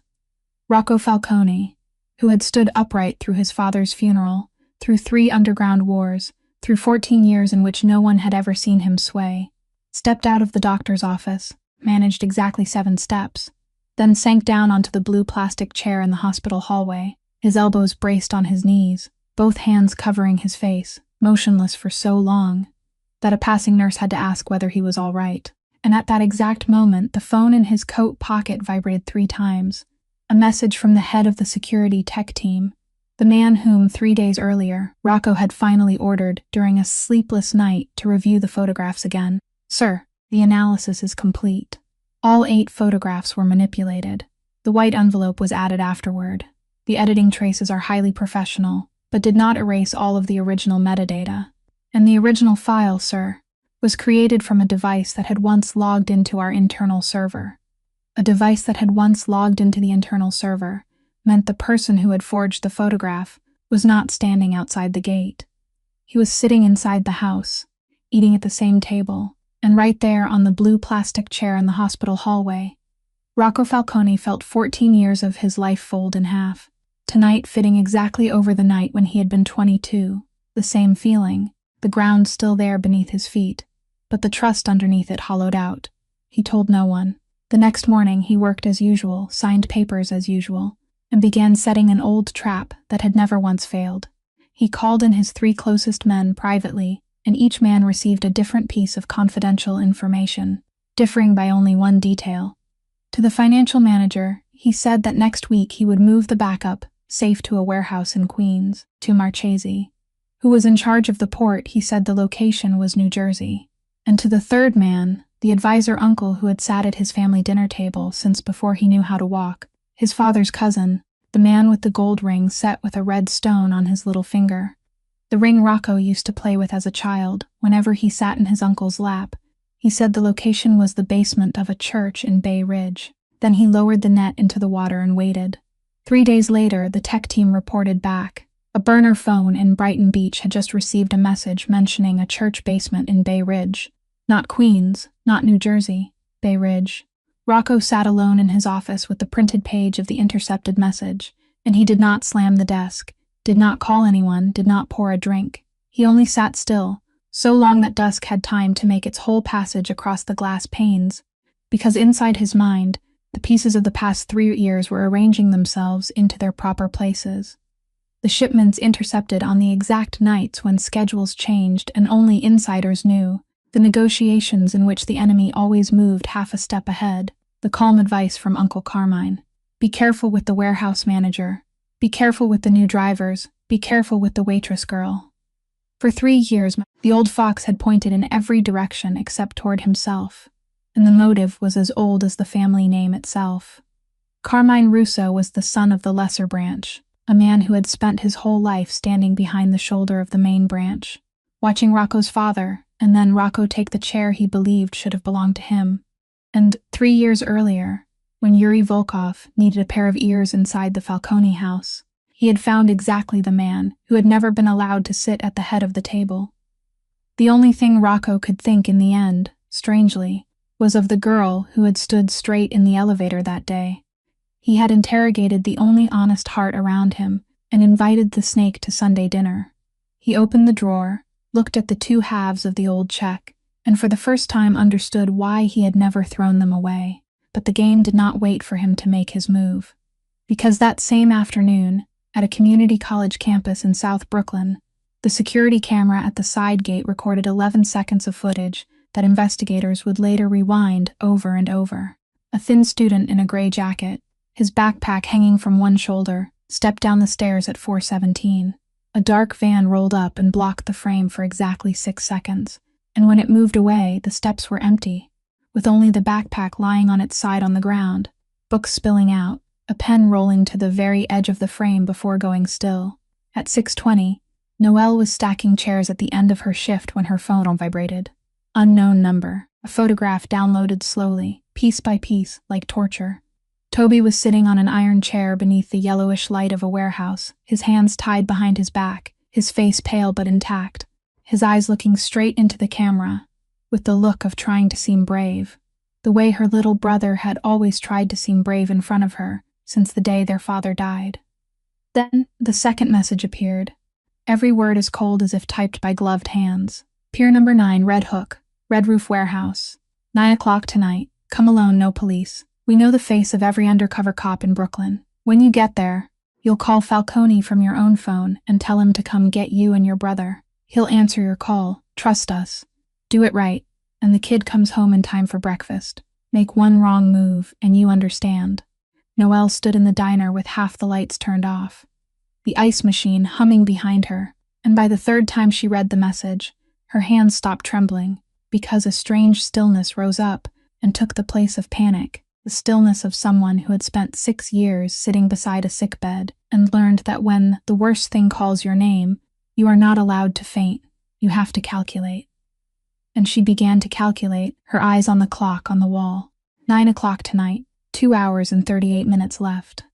3 paths appeared in her mind, and she knew at once, with painful clarity, that they wanted her as living bait to pull Rocco Falcone into a funnel, that calling the police would be Toby's sentence, that calling Rocco directly would lead that man, whether he still believed her or not, to the exact place where gun barrels were already waiting. There had to be a 4th path. She closed her eyes for 3 seconds, took a long breath, and when she opened them, she knew who she would call. The 4th path was named Teresa Falcone. They had calculated every door that led to Rocco, her phone, the police, the bodyguards. But they had forgotten that inside that fortress there was still one door no one guarded, one number she had dialed every Sunday night for months, just to listen to the old woman tell her what she had eaten after church. And more important than anything, it was the only number in the world before which every wall around Rocco Falcone had to give way. His mother's words would reach his ears without passing through a single checkpoint, and they would arrive in her way, which meant whole and untouched. Noelle looked at the clock. 20 minutes to 8. She dialed Mrs. Teresa's number and pressed the phone to her ear, her heart beating one clear stroke at a time. 1 ring, 2 rings, 3 rings. Then the familiar recorded voice invited her to leave a message, and she closed her eyes for 1 second, grateful even for this, because voicemail didn't know how to tremble. It would record every word she said without losing a single one. Mrs. Teresa, it's Noelle. When you hear this, please give the phone to Rocco right away, immediately please, because what I'm about to say is life and death. She drew a breath and continued in a slow, clear voice, each sentence already arranged in her mind like plates set carefully on a tray. Rocco, listen closely. A short while ago, I received a terrifying message from Volkov's people. They took Toby, my brother, right outside his school this afternoon. They ordered me to be at Pier number 9 in Red Hook at 9 o'clock tonight, alone, at the warehouse with the red roof, and from there to use my phone to call you and tell you to come get me and my brother. You understand what that means. I'm not the one they want. I'm the bait. This trap was set for you. They know you'll answer my call, which means they know things only someone inside your house could know. There is one of their people inside your house, Rocco. I don't know who it is, but you need to know that before you take a single step tonight. I'm still going there, because Toby is all I have left, but I won't call you from that warehouse. I won't lead you into gunfire, no matter what you've thought of me. This call is, so you'll know the truth and choose your own move, with your own mind, not by their script. If you come, don't come the way they're expecting. And if something happens to me tonight, I'm asking you for 3 things. Take care of Toby's education. Don't let Mrs. Teresa know the details. And believe me one last time, that from that first morning until this moment, I have never lied to you about anything except whether I slept well or not. She stopped for half a second, then added more softly, say goodbye to her for me. Tell her I remember the bakery every morning. She ended the call. Not allowing herself to read back through her own feelings, she moved to the next task, opened live location sharing for Dana, then called her. And when her friend's sleepy voice came through, Noelle spoke in the calmest voice of her life. Dana, listen to me. Don't ask questions. I'm handling an urgent family matter. I just shared my live location with you. Here's the rule. Every 20 minutes, I'll text you one word, okay. If just once more than 20 minutes passes and you don't hear from me, call 911 immediately. Give them the last location on the tracker, and tell them someone is being held there against their will. When this is over, I'll buy you food for a whole week, I promise. Dana was silent for 2 seconds, then answered in a voice that was fully awake. All right, every 20 minutes. I'll watch my phone all night. Whatever you're doing, come back alive. And Noelle was so grateful her heart tightened, because her night shift nurse friend was familiar enough with emergency instructions not to ask another question. At 8 o'clock, she locked the diner door, left Walt a note saying, I need tomorrow morning off, family emergency, then stepped out to the bus stop beneath the misting rain. The night bus toward the port was almost empty. She sat in the seat beside the door, texted Dana the first okay at 8:20, and watched the darkening warehouses slide past the window. At the same time, in the penthouse on the 42nd floor, Mrs. Teresa held the phone that had just alerted her to a voicemail, and after listening for 30 seconds, her hand began to shake. She didn't finish it. She hurried straight to her son's office, pushed the door open without knocking for the second time in her life, and managed only one sentence. Rocco, listen to this. It's the girl. Rocco took the phone, pressed it to his ear, and Mrs. Teresa stood there, watching her son listen to all 2 minutes and 11 seconds of that message, watching his face change from surprise to bloodless white, and then to something she had not seen in him since his father's funeral, the knuckles gripping the phone, turning pale. His other arm braced against the desk as though the floor had just tilted beneath him, and when the message ended, he did not lower the phone right away. He only stood there, the device still pressed to his ear, listening to the silence that ran on after her final sentence, the silence in which there was the sound of a night bus, the sound of rain, and everything he had ruined. Then he set the phone down, kissed his mother's forehead very quickly, and dialed Frank Dunn. Frank, call everyone in. No, not the regular detail. I need the men from my father's time, the men who know Red Hook like the palm of their hand. And Frank, bring me the financial files for the Port District from the past 3 years, the originals, right now. Tonight I need a weapon bullets can't stop. At 5 minutes to 9, Noelle stepped through the half-open iron door of the Red Roof warehouse at Pier Number 9, and the smell of salt, machine oil, and damp dust rushed at her at the same time as the sickly yellow light hanging high among the stacked rows of containers. Toby was sitting on an iron chair in the open space, his hands tied behind his back, and when his eyes caught his sister's, they widened. Sis, why did you come? She walked straight toward him, slowly, both hands visible at her sides, until a man as broad as a doorway stepped out to block her, searched her canvas bag, took her phone, and from behind a row of wooden crates, a short-haired, silver-haired man came walking out at an unhurried pace, over 50, wearing a turtleneck beneath a wool coat, with the face of a retired schoolteacher if not for the eyes, those winter seawater eyes with nothing behind them. Miss Bishop. On time. I value people who are on time. Yuri Volkov spoke English with the soft accent of a man who had been here a long while, and he gestured toward the empty chair beside Toby, as though he were a host inviting her to tea. Noelle didn't sit. She stepped over and stood half in front of her brother, her hand settling on the boy's shoulder and squeezing once. I'm here. It's all right, before she looked at the old man. My brother is 19 years old, and he has nothing to do with whatever this is between you people. Agreed. The kid is merely a courtesy, a kind of invitation you couldn't refuse. He glanced at his watch. Now then, the phone call. My man will hand you the phone, you'll call Falcone, and a little panic in your voice would be good, though I don't think you'll need to perform. And this was the moment Noelle had been calculating throughout the bus ride. She needed time. Every minute he kept talking was another minute for wheels out there to keep turning, and 6 years of carrying coffee had taught her one thing no school ever could, that the more powerful a man was, the more he hungered for one thing, someone who understood him when he spoke. I'll call, she said it, keeping her voice very even. But let me ask one question first, since I'm here anyway.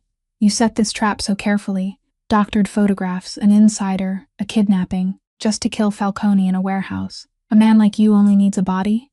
I don't believe that. What you want is the port, and a port needs paperwork. It needs someone to sign. A dead man can't sign, Mr. Volkov.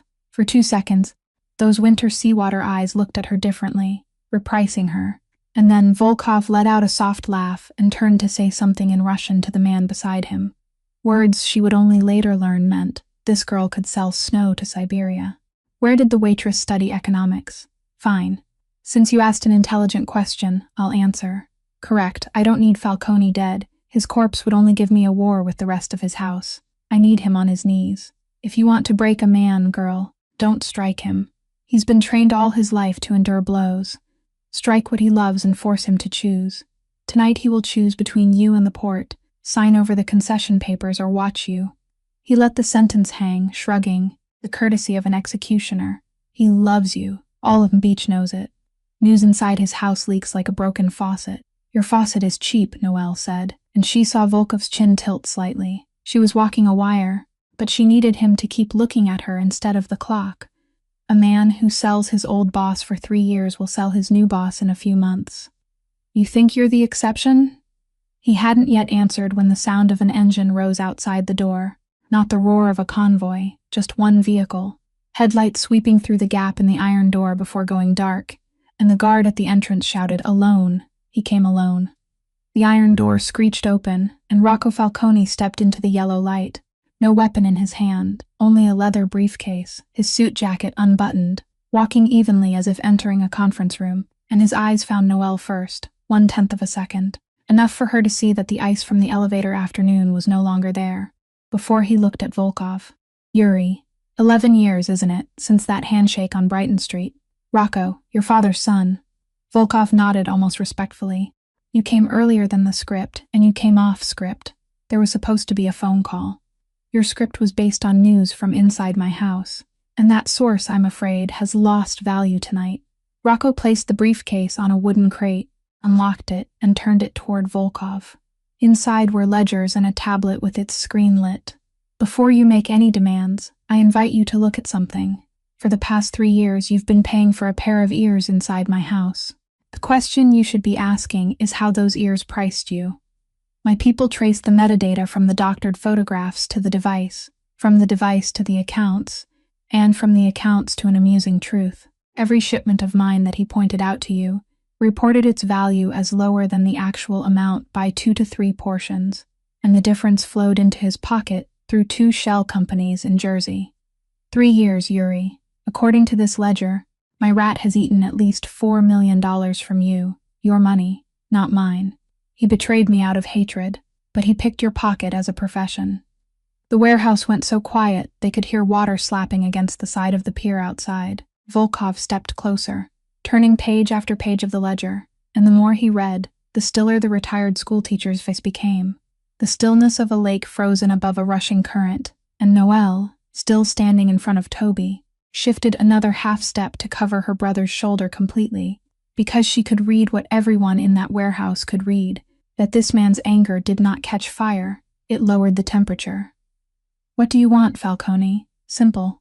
The 2 of them leave here with me, right now, unharmed. In exchange, this entire file is yours, the originals, along with the addresses of the 2 shell companies, and I forget tonight ever happened. As for the rat, he's all yours. He lives in my house, but he ate your money, and under the old rules, the creditor stands first. Rocco fastened the button of his suit jacket, his voice still as even as if reading a clause. Think quickly, Yuri. You're a businessman. You know there are 2 scripts tonight. In one, you lose $4 million in your face. In the other, you get them both back. And you and I both know the first law of this port by heart. No one fires a gun on a night when negotiation is still possible. Volkov stood silent beside the open briefcase, his fingers tapping slowly on the leather ledger. 1 beat, 2 beats, 3 beats, his winter seawater eyes moving from the file to Rocco, to the girl standing in front of the boy, then back to the file and the whole warehouse. Even the armed men who belonged to him stood motionless, waiting for the Brighton Beach boss's move as if waiting for a weight suspended between 2 sides of a scale. The weight dropped. Volkov closed the leather briefcase and gave one very small nod. You are like your father in his best way, Falcone. You know how to turn a bad night into a business deal. He said something in Russian over his shoulder, and one of his men opened the side door, where a car had pulled up 10 minutes earlier by his order, because Yuri Volkov was a careful man. He had summoned his own rat there from the beginning of the evening. in case the script needed to change. And so Carmen Russo stepped into the warehouse wearing the smile of a man who had come to watch an enemy kneel, only to freeze solid in the middle of his third step when he saw the open briefcase, the ledgers, Rocco's face, and Volkov's eyes looking at him the way one looks at defective goods. Carmine. Volkov spoke, his voice almost gentle. $4 million, 3 years, 2 shell companies in Jersey. You have 3 seconds to give me a reason. Carmine's face turned from pink to gray.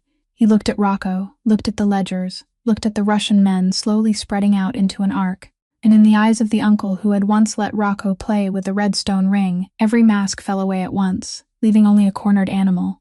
And at that exact instant, the main iron door screeched open again. Rocco, it was an old woman's voice.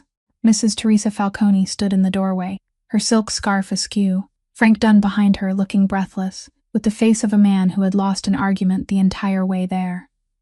Later, he would say that she had overheard the order to move the men, had stood in front of his car and said exactly one sentence, "Where my son am, so either you drive me there or I call a taxi." Every eye in the warehouse turned toward her, every eye but one, because Carmen Russo, in the split second when the door opened and the circle loosened, saw the only road left in his life, not a road of escape. He knew there was no escape left, but one final strike, the only thing that could hurt both bosses at once, and his ringed hand slipped inside his coat.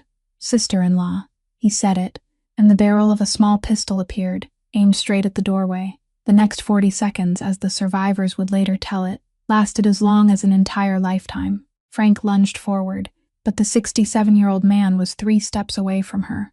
Rocco shouted a sound that had no word inside it. The Russian men drew their guns in a scraping rush, and Noelle, who was standing closer to the doorway than anyone else, did not think. Her body decided for her, just as it had on the night it threw itself out in front of the taxi.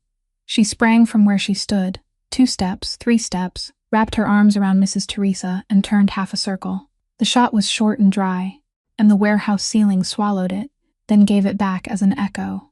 Then the second shot never came, because Volkov's guard smashed the butt of his gun down on Carmine's wrist.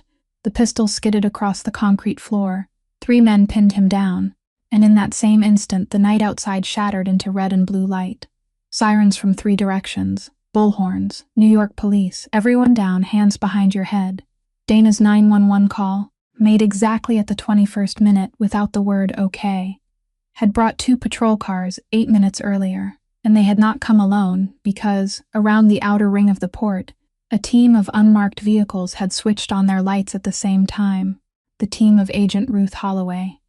The people who had followed Yuri Volkov for 11 straight months, and tonight, thanks to the city police emergency alert bouncing into the federal system, had finally gained what they had lacked through all those 11 months, a reason to go in. The iron doors were breached. Flashlights crossed through the dust. Shouts crashed over one another. "Drop your weapons. Get down. Hands up." And the underworld of Pier Number 9 collapsed onto the concrete floor, 1 man at a time. Volkov knelt slowly with the expression of a man, calculating faster than the handcuffs closing around him that none of the guns in the warehouse that night were his. Carmine was hauled upright, with blood running from his brow, the red stone ring glittering under the flashlights, as they wrenched his arms behind him and cuffed him. He would live to sit before a jury and hear every charge against him read aloud in the flat voice of justice. But Rocco Falcone saw none of it. He was kneeling in the pool of headlight glare, on the cold concrete floor, and in his arms, Noelle Bishop lay still, conscious for the first half-minute, long enough to whisper and ask whether Mrs. Teresa was all right, long enough to hear Mrs. Teresa crying and saying, "I'm all right, my child, I'm all right." And then her eyes went unfocused, because the blood was leaving her body through the wound in her left shoulder, soaking through Rocco's fingers as he pressed down with both hands. Someone threw him a jacket. He wadded it up and forced it against the wound, shouting her name, shouting for an ambulance, the voice of that steel and ice man breaking into pieces over the 2 syllables of a waitress's name. Toby, freed from his bindings, rushed over and collapsed to his knees beside his sister. Mrs. Teresa stood there with both hands over her mouth. Frank shouted into his radio, and amid all that red and blue chaos, the paramedics rushed in with a stretcher, peeling Rocco's blood-covered fingers away from the wound so they could do their work. And people saw the last boss of the Falcone house remain kneeling right there on the concrete, his red hands turned upward, his face wet, crying without a sound for the first time since he was 22 years old. The bullet passed through her left shoulder without touching bone, but it severed a major blood vessel, and Noelle went into surgery with her blood pressure falling, came out at 3 o'clock in the morning, with 2 units of blood transfused, and a sedative dripping slowly into her vein, and the days that followed passed around her like underexposed photographs. There was the sound of the heart monitor, Toby's face bending over her, some wrinkled hand holding hers for a very long time, the scent of white chrysanthemums, and not until the morning of the 4th day did the world finally agree to stand still and take clear shape again. The white ceiling, sunlight slanting through the gap in the curtains, the dull ache pressed beneath the thick bandage on her shoulder, and in the chair beside the window, a man sitting asleep in an upright position, his chin covered with 4 days of beard, his eyes sunken, and on the front of his wrinkled white shirt, dark brown stains that had dried there, stains it took her several seconds to understand. "You haven't changed your shirt." Her voice was hoarse, and the man jolted awake as though shocked by electricity, reached the bedside in 2 steps, then stopped exactly 1 handspan from the edge of the bed, not daring to touch her. "The doctor said you would wakefully today." I didn't dare go home, afraid I'd miss it. He looked down at his shirt, as if seeing it for the first time. "They've chased me home 8 times in 4 days. Toby is sleeping in the waiting room. My mother and Frank just went down to the cafeteria, and Dana threatened to sue me in court, then brought me coffee every shift anyway. Your shoulder, the doctor said it will heal completely, with a few months of physical therapy." He spoke all those practical things in one breath, as though he feared silence, and then he ran out of words, and the silence came anyway. Noelle looked at him for a long time. "Is she really all right? Not a scratch. Because of you."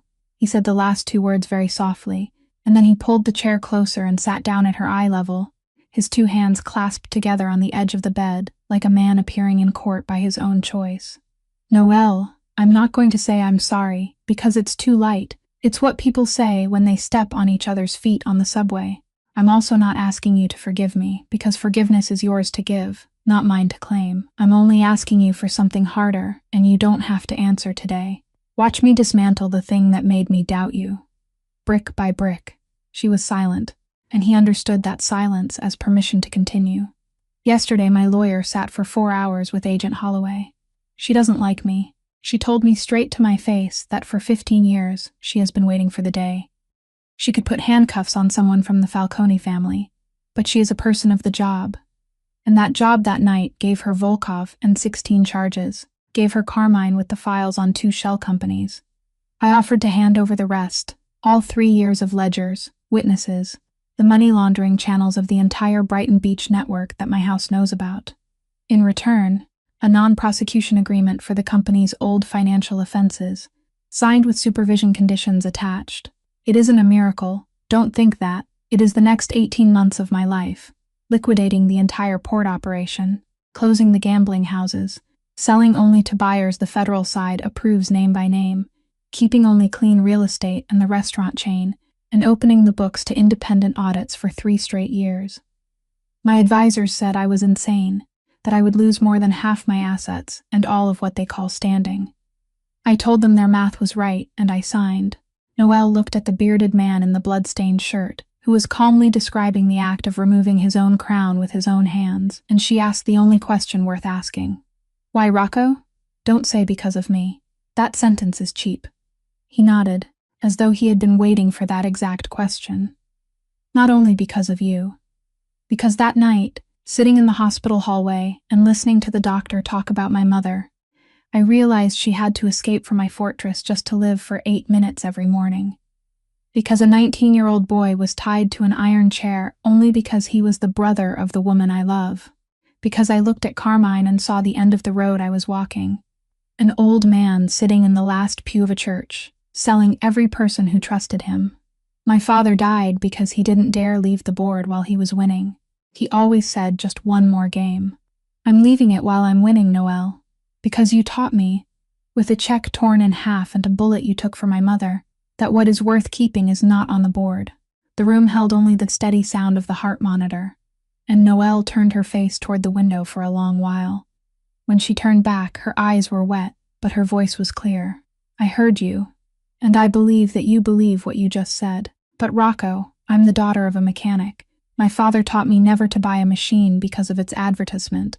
Watch how it runs. So I'm not saying anything today. I need to see, not hear. 18 months, that's what you just said. Then show me." Rocco Falcone looked at her, and on that hollowed face appeared something close to a smile, tired but real. "Fair. Your terms are harder than the federal government's." He stood, poured her a glass of water, set it within reach of her uninjured hand, then picked up his coat. "I'm going home to change my shirt. I'll come back tomorrow if you allow it, with decent coffee, not this cafeteria water." And when he reached the door, she called after him, "Hey, Rocco," and he turned back. She looked at the dark brown stain on his shoulder, where her blood had dried through 4 days and nights, and said softly, "Burn that shirt. Don't wash it." Some things shouldn't be kept as souvenirs, and this time he truly smiled, bowed his head as though accepting an order, and closed the door very gently behind him, 8 months after the night in Red Hook. If someone were to piece their lives together from scattered slices, this is what they would see.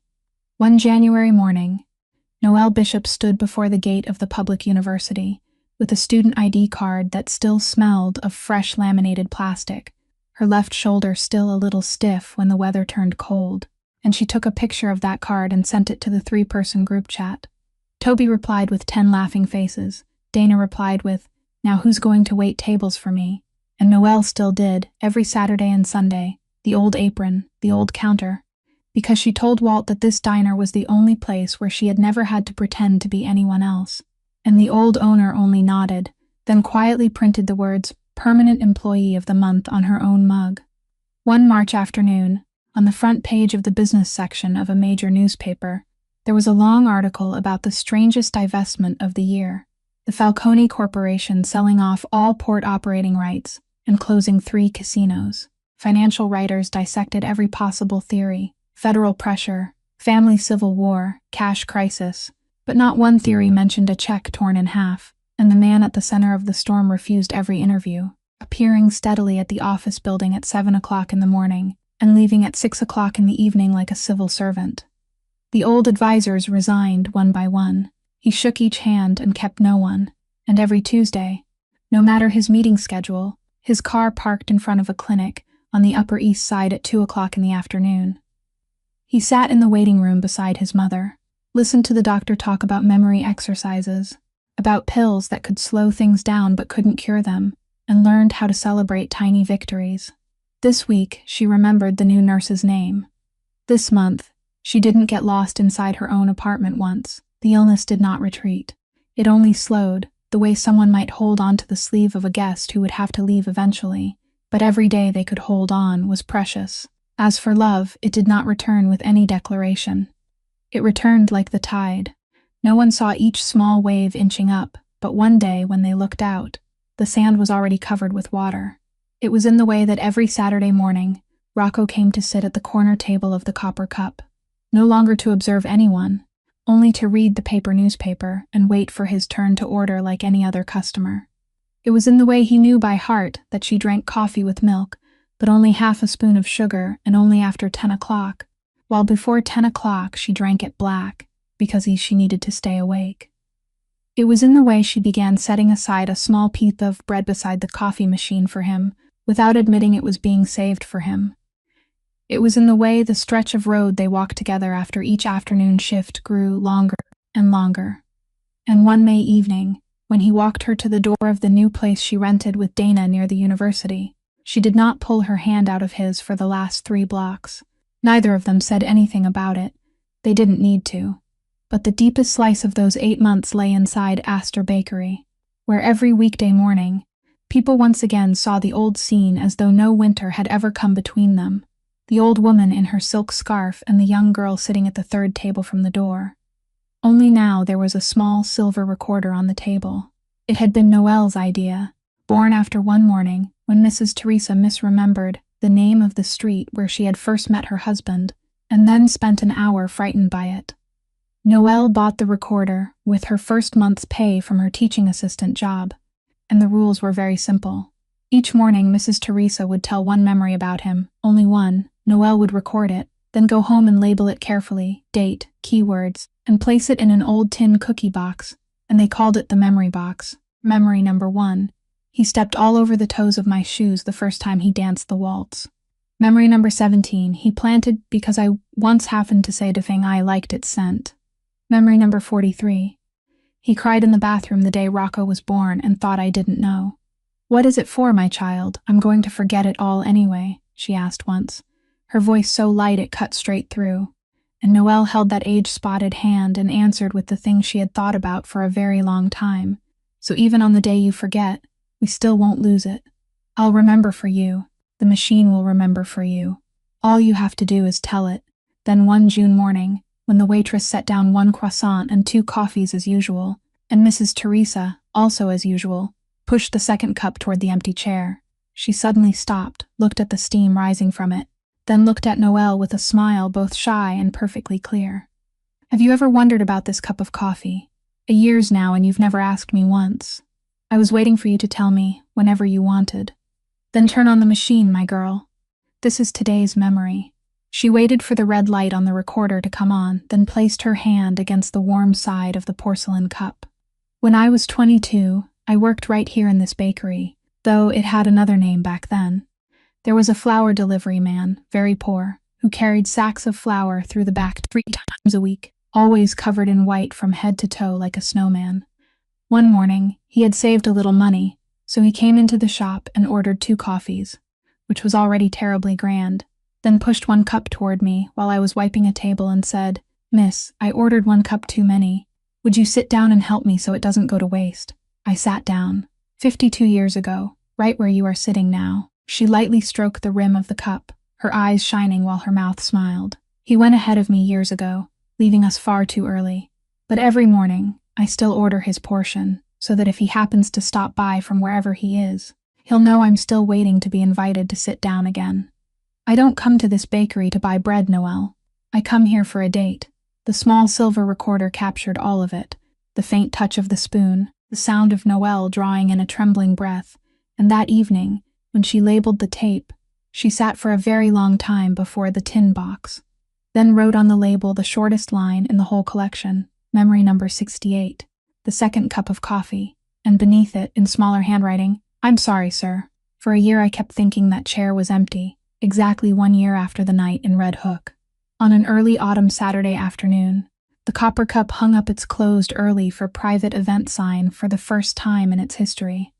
But inside the diner, the yellow lights were still glowing, and the people most intimate to a long story were all there. Walt stood behind the counter in the cleanest apron he owned.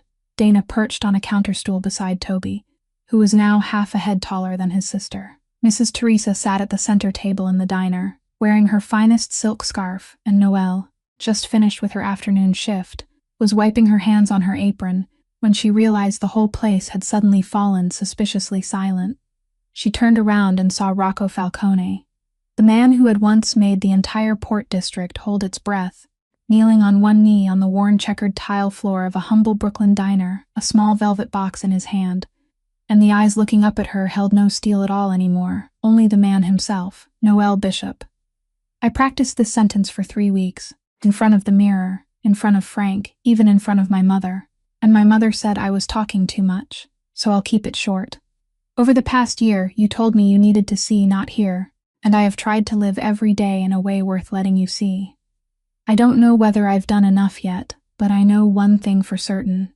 The day you tore up my check, the day you took a bullet for my mother, the day you made me prove myself with 18 months instead of 1 promise, you never pulled me out of the water. You stood on the shore and made me swim for myself. That was the kindest thing any human being has ever done for me, because you were the first person to believe I could swim. So today, in the place with the second cheapest coffee on the market, and the most precious people in my life, I'm asking, will you marry me? The diner went so quiet they could hear the old clock on the wall, and Noelle stood there with the wiping cloth still in her hands, tears full in word could form. Then she nodded and said yes, yes, of course, and the whole diner burst open. Dana shouted the loudest, Toby whistled. Walt wiped his eyes with the corner of his apron, and then denied it by blaming onions, and Rocco stood to slip the ring onto her finger, drawing her into his chest amid the applause of 5 people, and one small diner that had witnessed everything from the beginning. Then Mrs. Teresa slowly stood, and every sound softened to make room for her. She took their hands and placed them one over the other in her own age-spotted palms, and spoke with the voice of someone who had prepared these words for a very long time. "I have to confess something to both of you. That first morning when I met you at the edge of the sidewalk, Noelle, you thought I was only an old woman afraid of traffic. Not entirely, my child. That day, I had just come from the clinic. I had just learned the news about my memory, and I was standing at that intersection praying. But I wasn't asking for an angel to walk me across the street. I was asking God to let me remember my husband for one more season, just one more season. And he sent you. He sent a daughter to hold my hand every morning, so my feet wouldn't forget the way to my date with him. And then that same daughter recorded my whole life, so my heart wouldn't forget the rest of it too. But the greatest miracle he gave me was one I never asked for. You gave me back the son I thought the underworld had swallowed when he was 22. I was allowed to remember my husband for one more season, and I was given my son back for one more lifetime. God is much more generous than what I asked for." And then, as if to close the circle where everything had begun, the following Monday morning was clear and bright, and at exactly 7 o'clock, 2 women stood arm in arm waiting for the light at the intersection in front of Astor Bakery. The old woman in her silk scarf, and the young woman wearing a new ring. They still walked 6 mornings a week, because some habits are medicine. The light turned green. They crossed the avenue with steps that had learned each other by heart, and on the sidewalk across the street, there was no longer any black SUV parked and watching, only a man in a gray sweater waiting with 3 cups of hot chocolate in a paper tray, one for his mother, one for his fiancée, and the third cup, the one that for more than 50 years had been poured for an empty chair, now resting in the hands of someone living. Because Mrs. Teresa said that her husband had sent word, from now on, his portion should be given to Rocco to drink for him, because the men in this family owe the women in this family a great deal, so drink it and start paying it back slowly. Their story in the end began with 8 minutes every morning that a poor waitress gave away without calculation. And it teaches us that human dignity does not live in an account balance or a home address. It lives in whether we dare to tear in half the price someone else tries to place on us. That respecting a person means believing in their heart, even when every piece of evidence urges us not to. And that kindness offered at a street corner, with no camera, no witness, and no hope of return, can sometimes be the very hand that pulls a soul out of darkness without needing a single bullet, because the only power in this world that never loses value is the right to be trusted and loved by someone. Thank you for listening to today's entire story with us. If the story of Noelle, Rocco, and Mrs. Teresa touched your heart, please press like, share this video with the people you love, and subscribe to the channel so you don't miss new emotional stories every day. And what about you? How did you feel about this story? Have you ever given or received such uncalculated kindness in real life? Please write your thoughts from deep within your heart in the comments, because we truly want to listen. We wish everyone watching this video abundant health, a joyful life, and peace in every day. Goodbye, and see you again in the next video.